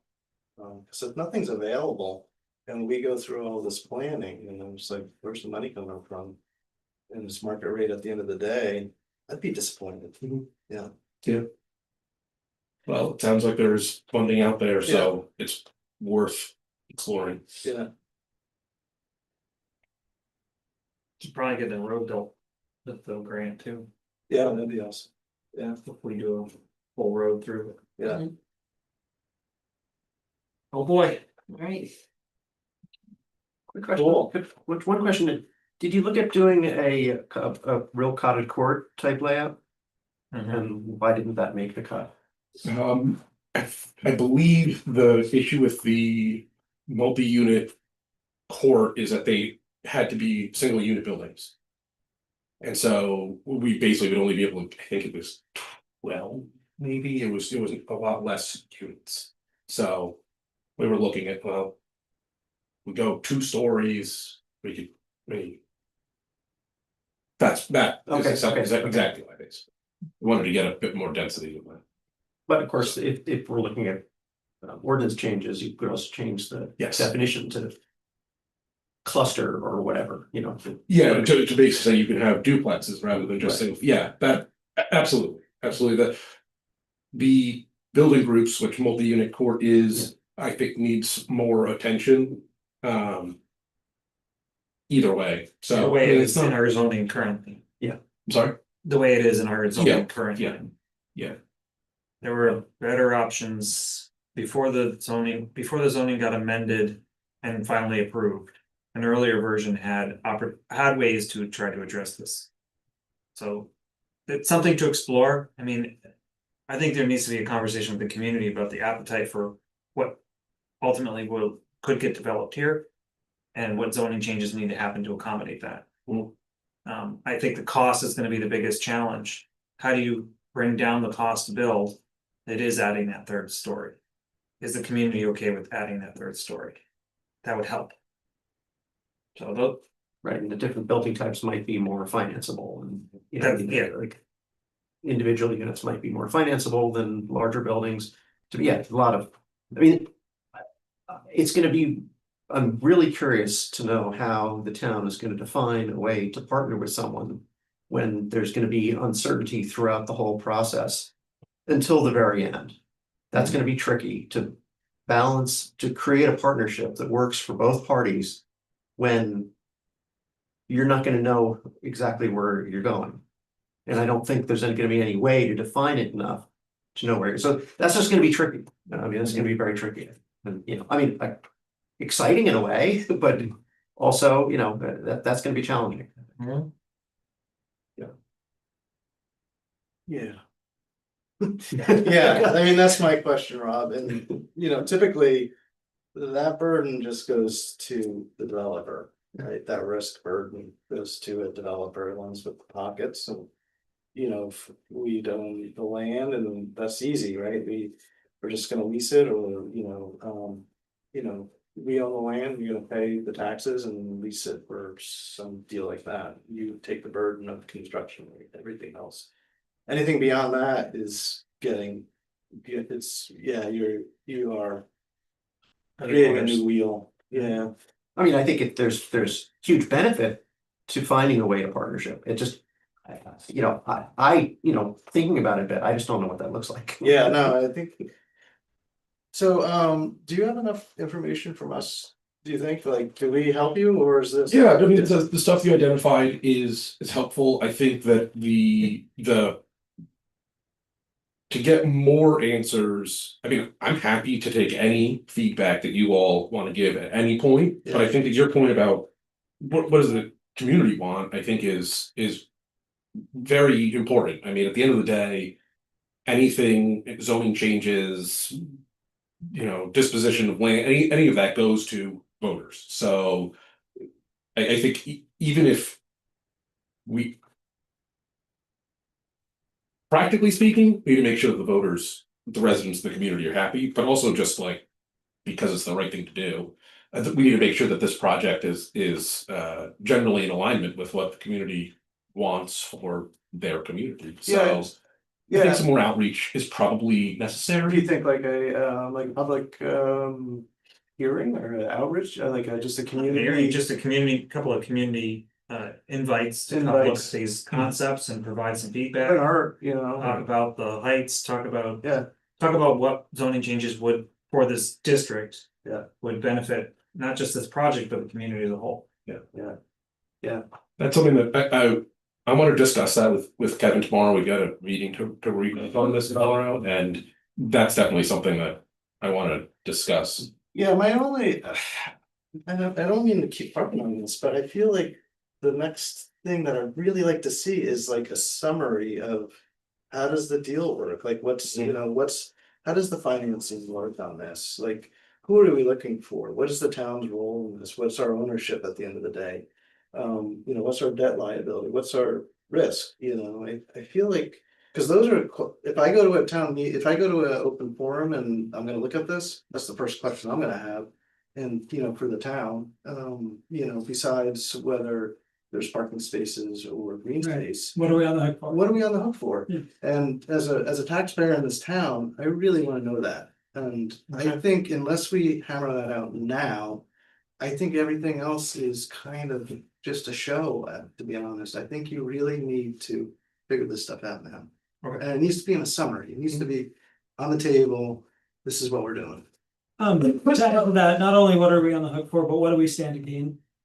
Like, Yeah, well, yeah. what's our potential tax increase? Yeah. Like, if all of a sudden we have 20 units or 30 units, like what does that do to the town's bottom line? Is also an important aspect to this, because I mean that housing is great because that gets more people into the community. It's also great because it lowers the tax burden on all the other taxpayers. Yeah. So to have that as part of that presentation, I think would be important too. Yeah. That was one of the notes I had was, whatever project does come here has to ultimately benefit the community. Yeah. From a tax standpoint. Yeah. So adding a road, great, that's a liability. Right. Long term, it's an asset for the community for access, but it is a liability in terms of a cost that we will perpetually have to pay for. Right. So building that road, making sure that the value of the projects that get built here can offset that maintenance of that road indefinitely. Well, and I'm sure there's also some benefit to, rental units versus for sale units. Mhm. Exploring that a little bit might be helpful and might help inform what sort of units we want to build there. Yeah. Maybe density isn't the ultimate goal, maybe it's.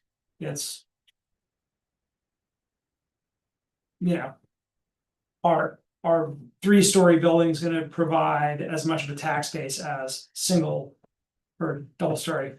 Oh, no, that, yeah, I have no idea. Yeah. I don't know how, I mean, I don't know. how It's gotta float.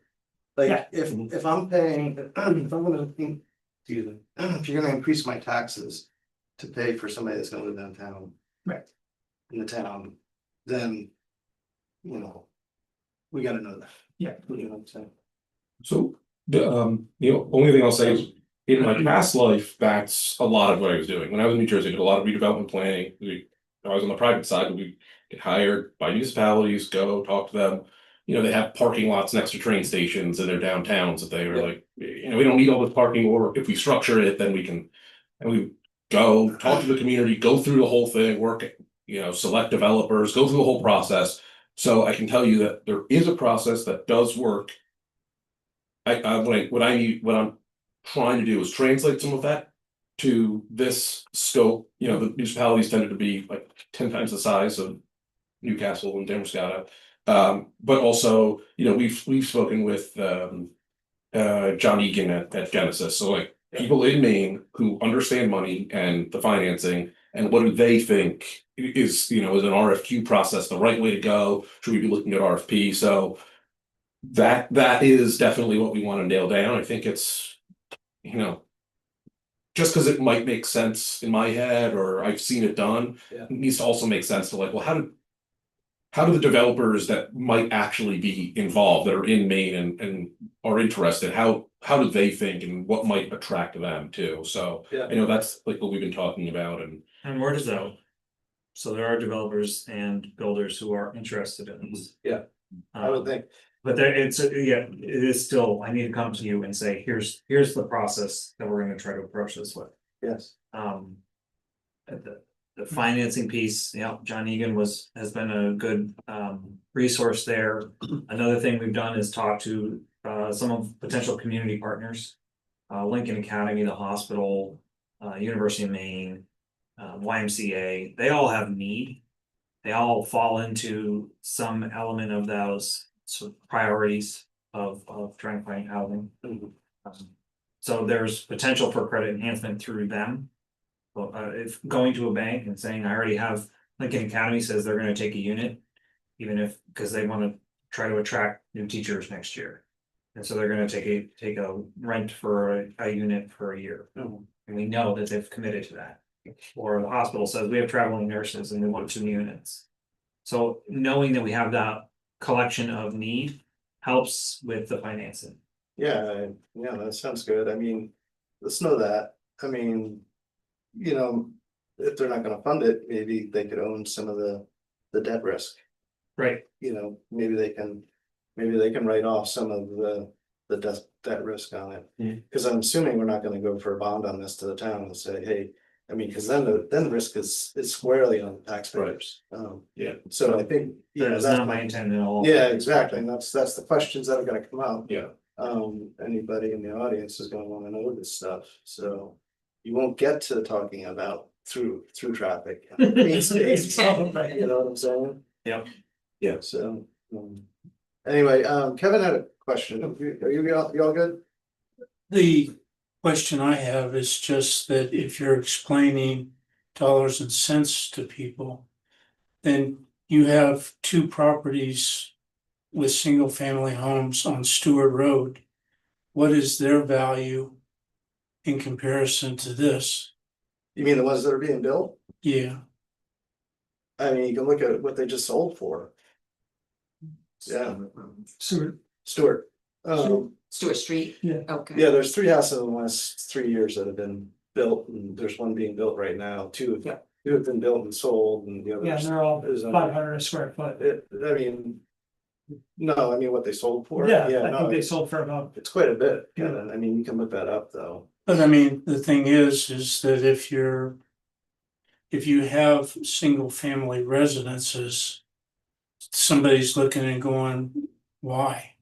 If these homes over here are being built and these are being habitated by individuals who are paying taxes, which would be equal to that, Yeah, you know, that dollars and cents would be something that has to be sold. Yeah. Right? I mean, it's not just about having a whole lot of people. And unfortunately, I grew up in Houston and I saw that. And my wife and I both don't want to see anything like that happen. Where you have hundreds of apartments being built, right? And they're adjacent to subdivisions where people have had their homes built and their families, and the values go down, Yeah, right? But you mean incompatible kind of development next to each other? Yes. Yeah, no, I think we want to avoid that. And where you go and so in this, is there plenty of water for people? Mhm. You know, this is something where you get into uncontrolled development and then all of a sudden you have a drought and there isn't enough water for everybody to turn the tap on and to drink. These are cautionary tales that you just, you know, it doesn't matter, the microcosm of just 1,100 people versus 11 million.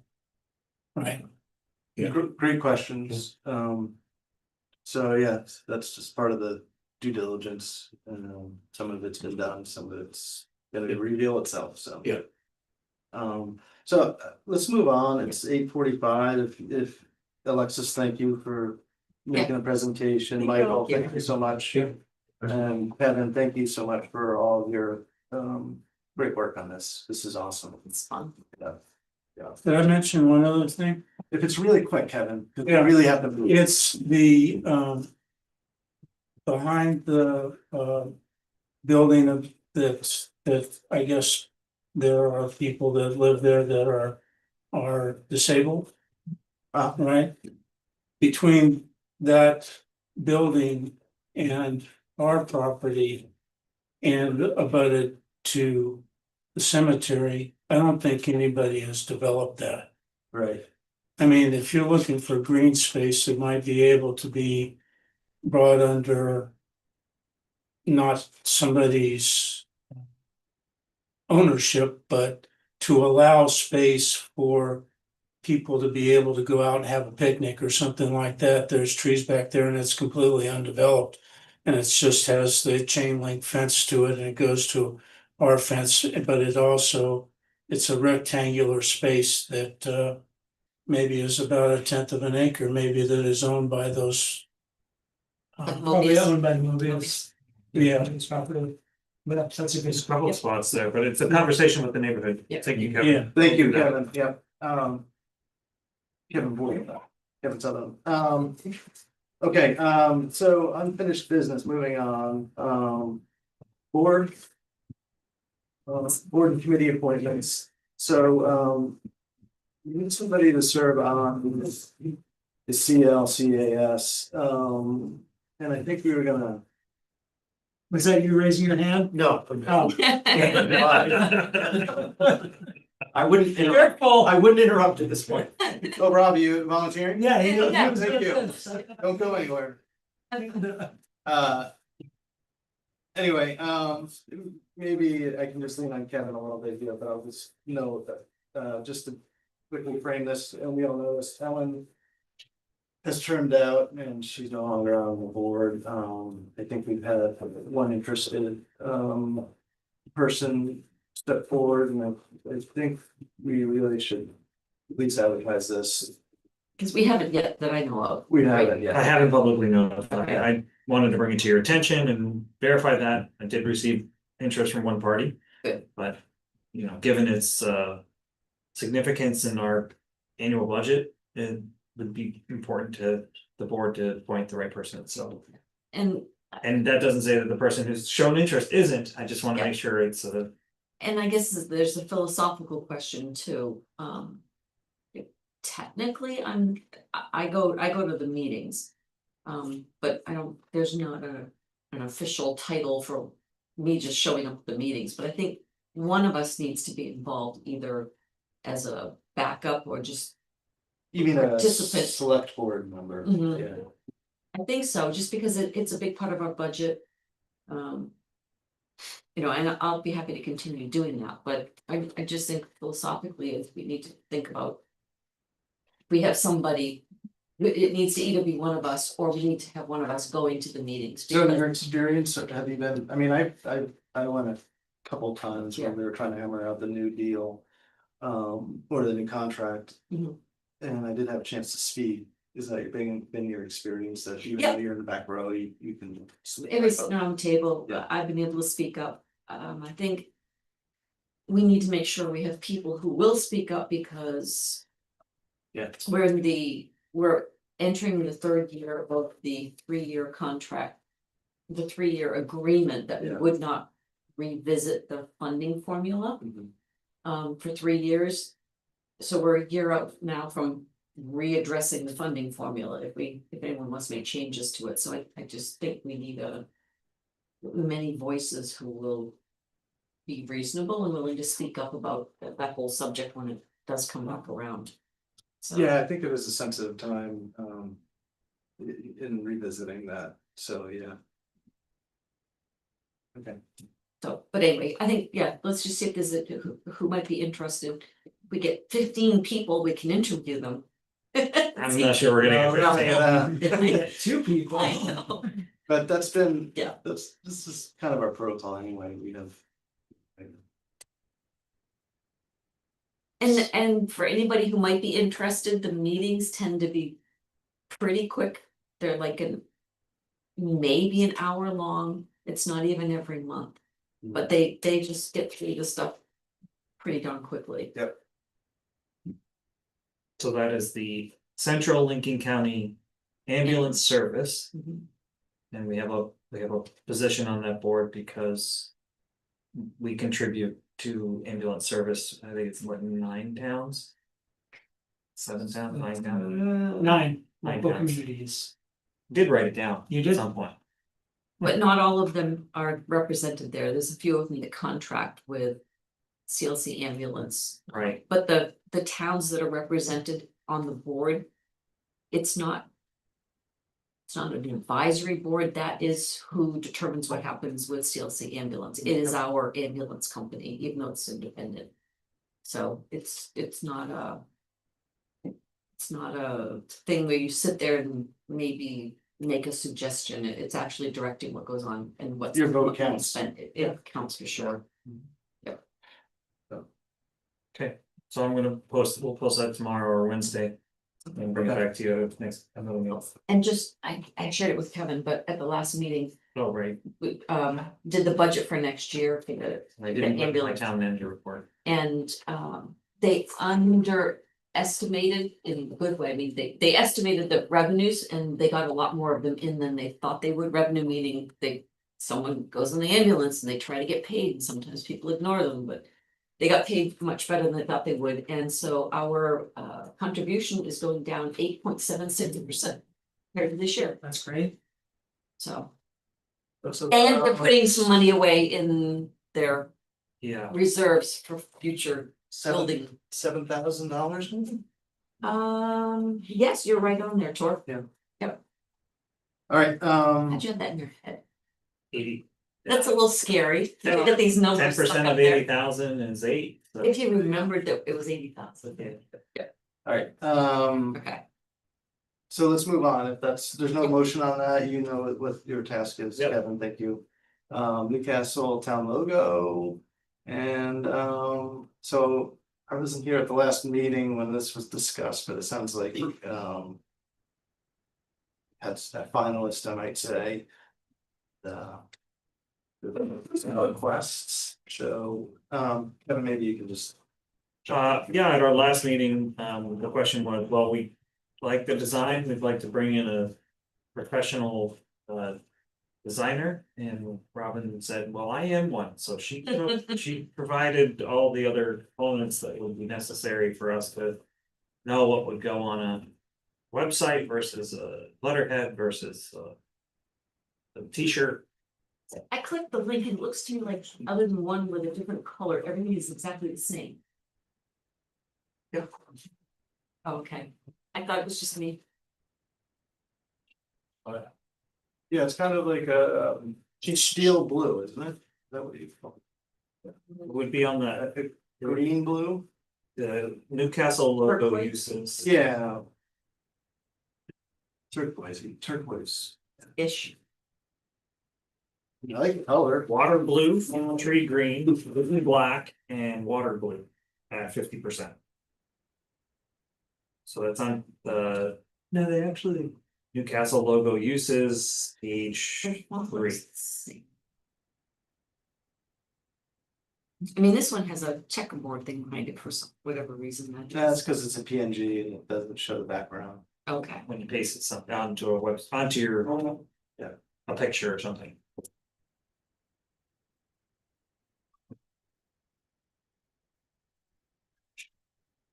I really like the pictures within the circle. I love it, yeah. Yeah. Do. I think it's really clever. I like it a lot. I remember the comments, was it Ben was talking about the font? I don't remember what he liked or didn't like. It's kind of like a Helvetica. It's pretty basic, isn't it? Yeah, Yeah. it's pretty easy to read. It's just the best font to read. Now, what's up with the hot pink and red one? Do we know? Where's that? Where is that? Oh, that's like a. Yeah, I don't, I just, Oh, I clicked on the link and that's what it took me to. Oh. Yeah, you got the same. yeah, I got the same thing. That's not what I had when I. Is that like a negative or something? When I read, Yeah. I think that goes on the town manager's car door. Getting it tattooed right here. No, you'll never regret that. That's gonna be stuck to his sleeve after a while. Like, I'm gonna go black. So we use this target. Already had enough of those. So our possible motion is to approve Robin Berry's design, right? Yes. These are the choices. I mean, Where'd that just? You clicked, oh. I click on one to get, nope, I don't get it. I don't get it, no. Oh, But scroll down. Click on first one. I don't see the red one. It's Newcastle logo AI. That's. what it Oh, is. wait, it's the second one that does it. That's the second one. The second one, the logo, yeah, Oh, yeah, then yeah, you can scroll down. yeah, that's it. Man. So what are we looking at then here? We've got You okay with colors this? to choose from, or what's the? Well, now seeing the hot pink one with red, is that, are we, That's like the negative. okay, so we're not, You're not actually choosing one or the other. No, these are all the same, they're all Okay. essentially the same. What she's just done is, if you look at the tab called Newcastle logo uses. This is the usage guide, logo info and usage guide. Yeah, So you can scroll down and see them used in In different places ways for to different uses, like the idea is here, are you okay with the visuals in the center? Yep. And the color scheme, I am happy to just have her modify. Depending on what it fits, but it's really about what it looks like. Mhm.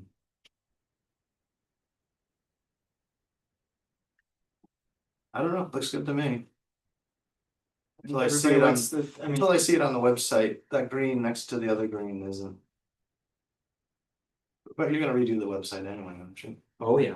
Yeah, So I think Yeah. that'll be a chance to look Our, at that bar screen at the. top. Drupal 7 on our current website is about to end of life, Yeah, so I'm scrambling to figure out what to do with the website. I like it on the envelope, Yeah, it looks cool. yeah, works well. I'm I had, partial to upper left and letterhead, but that's just me. Upper left.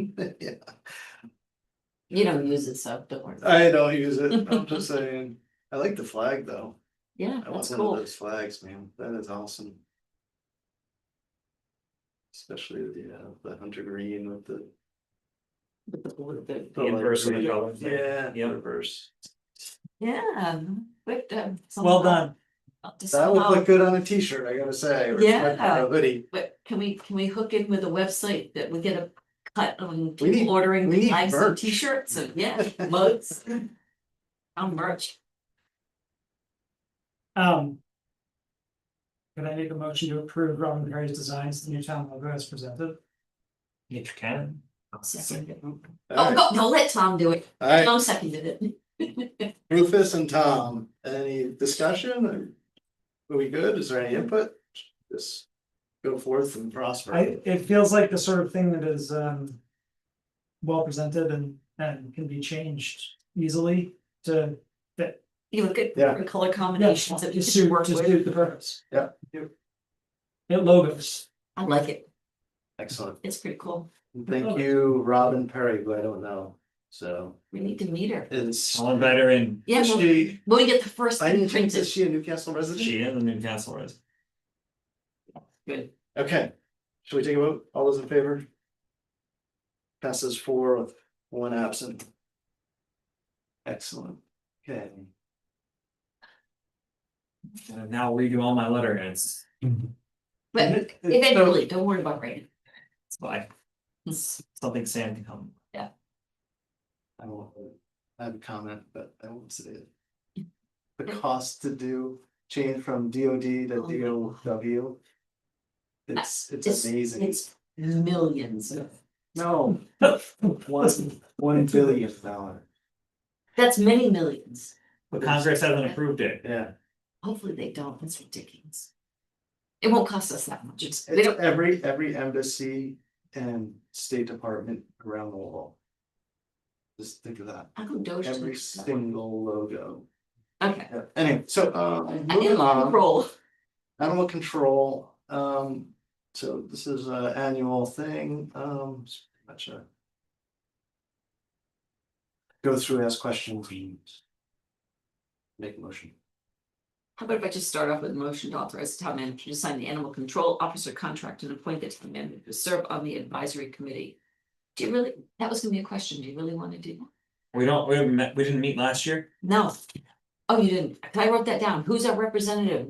I am currently, I would just retain that role for the next year. We haven't met, it's Okay. if there's an issue with Oh, okay. It's a it's personnel as issue. needed. It's an Can I S, second the motion? yes, And then we're gonna have the discussion. Sorry. Okay, that's all right. I didn't even know what the motion said until I read it, and I'm like, wait, I was gonna I ask that question. Okay, is there any questions, discussion on this? No. No. Okay, Rufus and Karen is second, all those in favor? Yep. Passes 4, 1 absent. Great, fiscal warrants. Shellfish Shellfish board. board. No, I'm sorry. Which is the Excuse me. duplicate of what we just did pretty much. 7B, but shellfish warrant. Yep. So yeah, another annual, sort of re-up. Move to authorize town manager to sign the law enforcement services contract. Second. Rufus and Tom, all the, any discussion? I'm just gonna ask, this is. The fee, and this one's paid by Demascata. I think we split the fee We on split this the fee. because there are a lot of oystering and fish and soft shell clam harvesting that happens on both sides of the river. Okay, and. They there's- administer all of the joint shellfish committee work. And the, licenses. okay, and there's no. Advisory group written on this one. Not on I mean, because we have a. committee. joint shellfish Yeah. committee. Okay, so we're just asking the town manager to sign the contract. You're just giving me authority to Just giving them authority. Any other discussion? Good, okay, all those in favor? Thank you. 4, passes with 4, so, now going on to,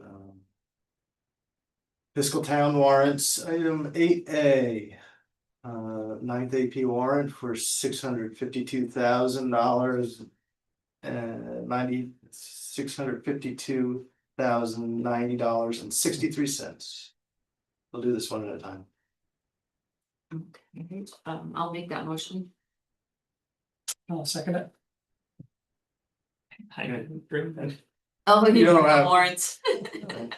I'll sign it tomorrow. Any questions, discussion? My only question was really not on the warrant itself, but the CMP charges, are we starting to get reflected in here, the solar credits yet? Or they're gonna be in like on the next one? They're gonna be on the next, I mean, you're gonna start to see them. We have. Unfortunately, we didn't get started till. In September, no, beginning of October, Yeah, so we did generate quite a bit of electricity, but. It should start to reflect. It's the worst time of year to It is, decommission. I- So, yeah, I think they did it on purpose. of course. Fortunately, I budgeted high this year for electricity, not knowing when we get going. Okay, any other discussion? All those in favor? Yep. Motion passes with 4, and item 8B, which is the 10th AP warrant for. Get this right, $423,511.07. So moved. seconded. Okay. Discussion? No, that one looked pretty Uh, standard. I'd just like to say it's nice to see the CPM constructors bill. Like, Starting. It's with moved four. Starting for, yeah, for sure. finally, Which one's that? the CPM constructors, that's the first payment on the bridge. Oh, yes, yes, yes. Like, I'm just really happy to see that that's moving along. Okay, all those in favor? Passes 4. And. Next item is item 9, town manager report. Sure, I've gotten the monthly financials reports back up and running, that took a little hiatus because I. Dropped Microsoft Excel and Word for myself and many of the staff. For this year, and saved quite a bit of money, but everything had to be reformatted in Google Sheets and Docs, so. Now those reports are live, and you can take a link to them. My intent was to create, there's a whole folder that'll have all of these in the past. But right now, we're in pretty good shape. When you amortize our big expenses, we're still completely under budget for the year, through 5 months. So that's through November. Lynch Road, the detour is still in place because, we're moving forward with getting this span replaced with a bridge. The biggest, and I now am also including a link to a folder that has all the field reports will show up in there. You can take a look at them at your leisure. The biggest challenge has been getting they're called coffer dams, blocking the water from getting to either side. Multiple times, not storm surge, a high tide surge. Super and high super tide. moon. Yeah. They struggle to get those in place and they spent probably 2 weeks figuring out a process. So you can find some photos in there and take a look at the coffer dam they built if you don't want to go over there in the real cold. I do want to go. You I'm gonna look at the photos. you can look at the photos for now, but there's a link in there that takes you to that folder with the report. And it is huge. Mhm. So they're already a little behind where they wanted to be right now, but yeah, this is Oh, because man. it took so long to build it. You can only imagine how much pressure comes in and out of that Yeah. area. So the other items I have on there, the damn new Public Works Working Group. Will be meeting next. That's its official name. That's what we're calling it. Andy and I have been talking about creating a young dads group called the Damn New Dads. Too, so. Gonna have to move the game stuff over the house. Right, December 15th, the working group will meet at 6 p.m. here. And we'll be using the meeting owl, so the meetings are recorded. All the content is available on Damascotta's town website, and I put a link to that. Sign down, we already talked about it, but on November 13th, the pedestrian walk sign and flashing beacon was knocked down again. I have a police report and the driver's information and working with the sheriff's office to collect payment for its replacement. How likely were you to get I don't know. payment with no insurance? I think the individual, Yeah. I don't know. Okay. We're gonna work with the sheriff's office to try to figure this out. Okay. So, and then I wanna mention the property tax foreclosure is automatic foreclosure happens on January 8th.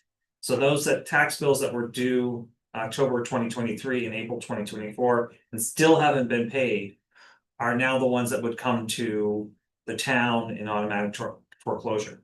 Right now, I wanna give props to Michelle, our finance director. She's really worked hard to make sure that everyone who is in this situation has been notified. Many have come in and taken care of it.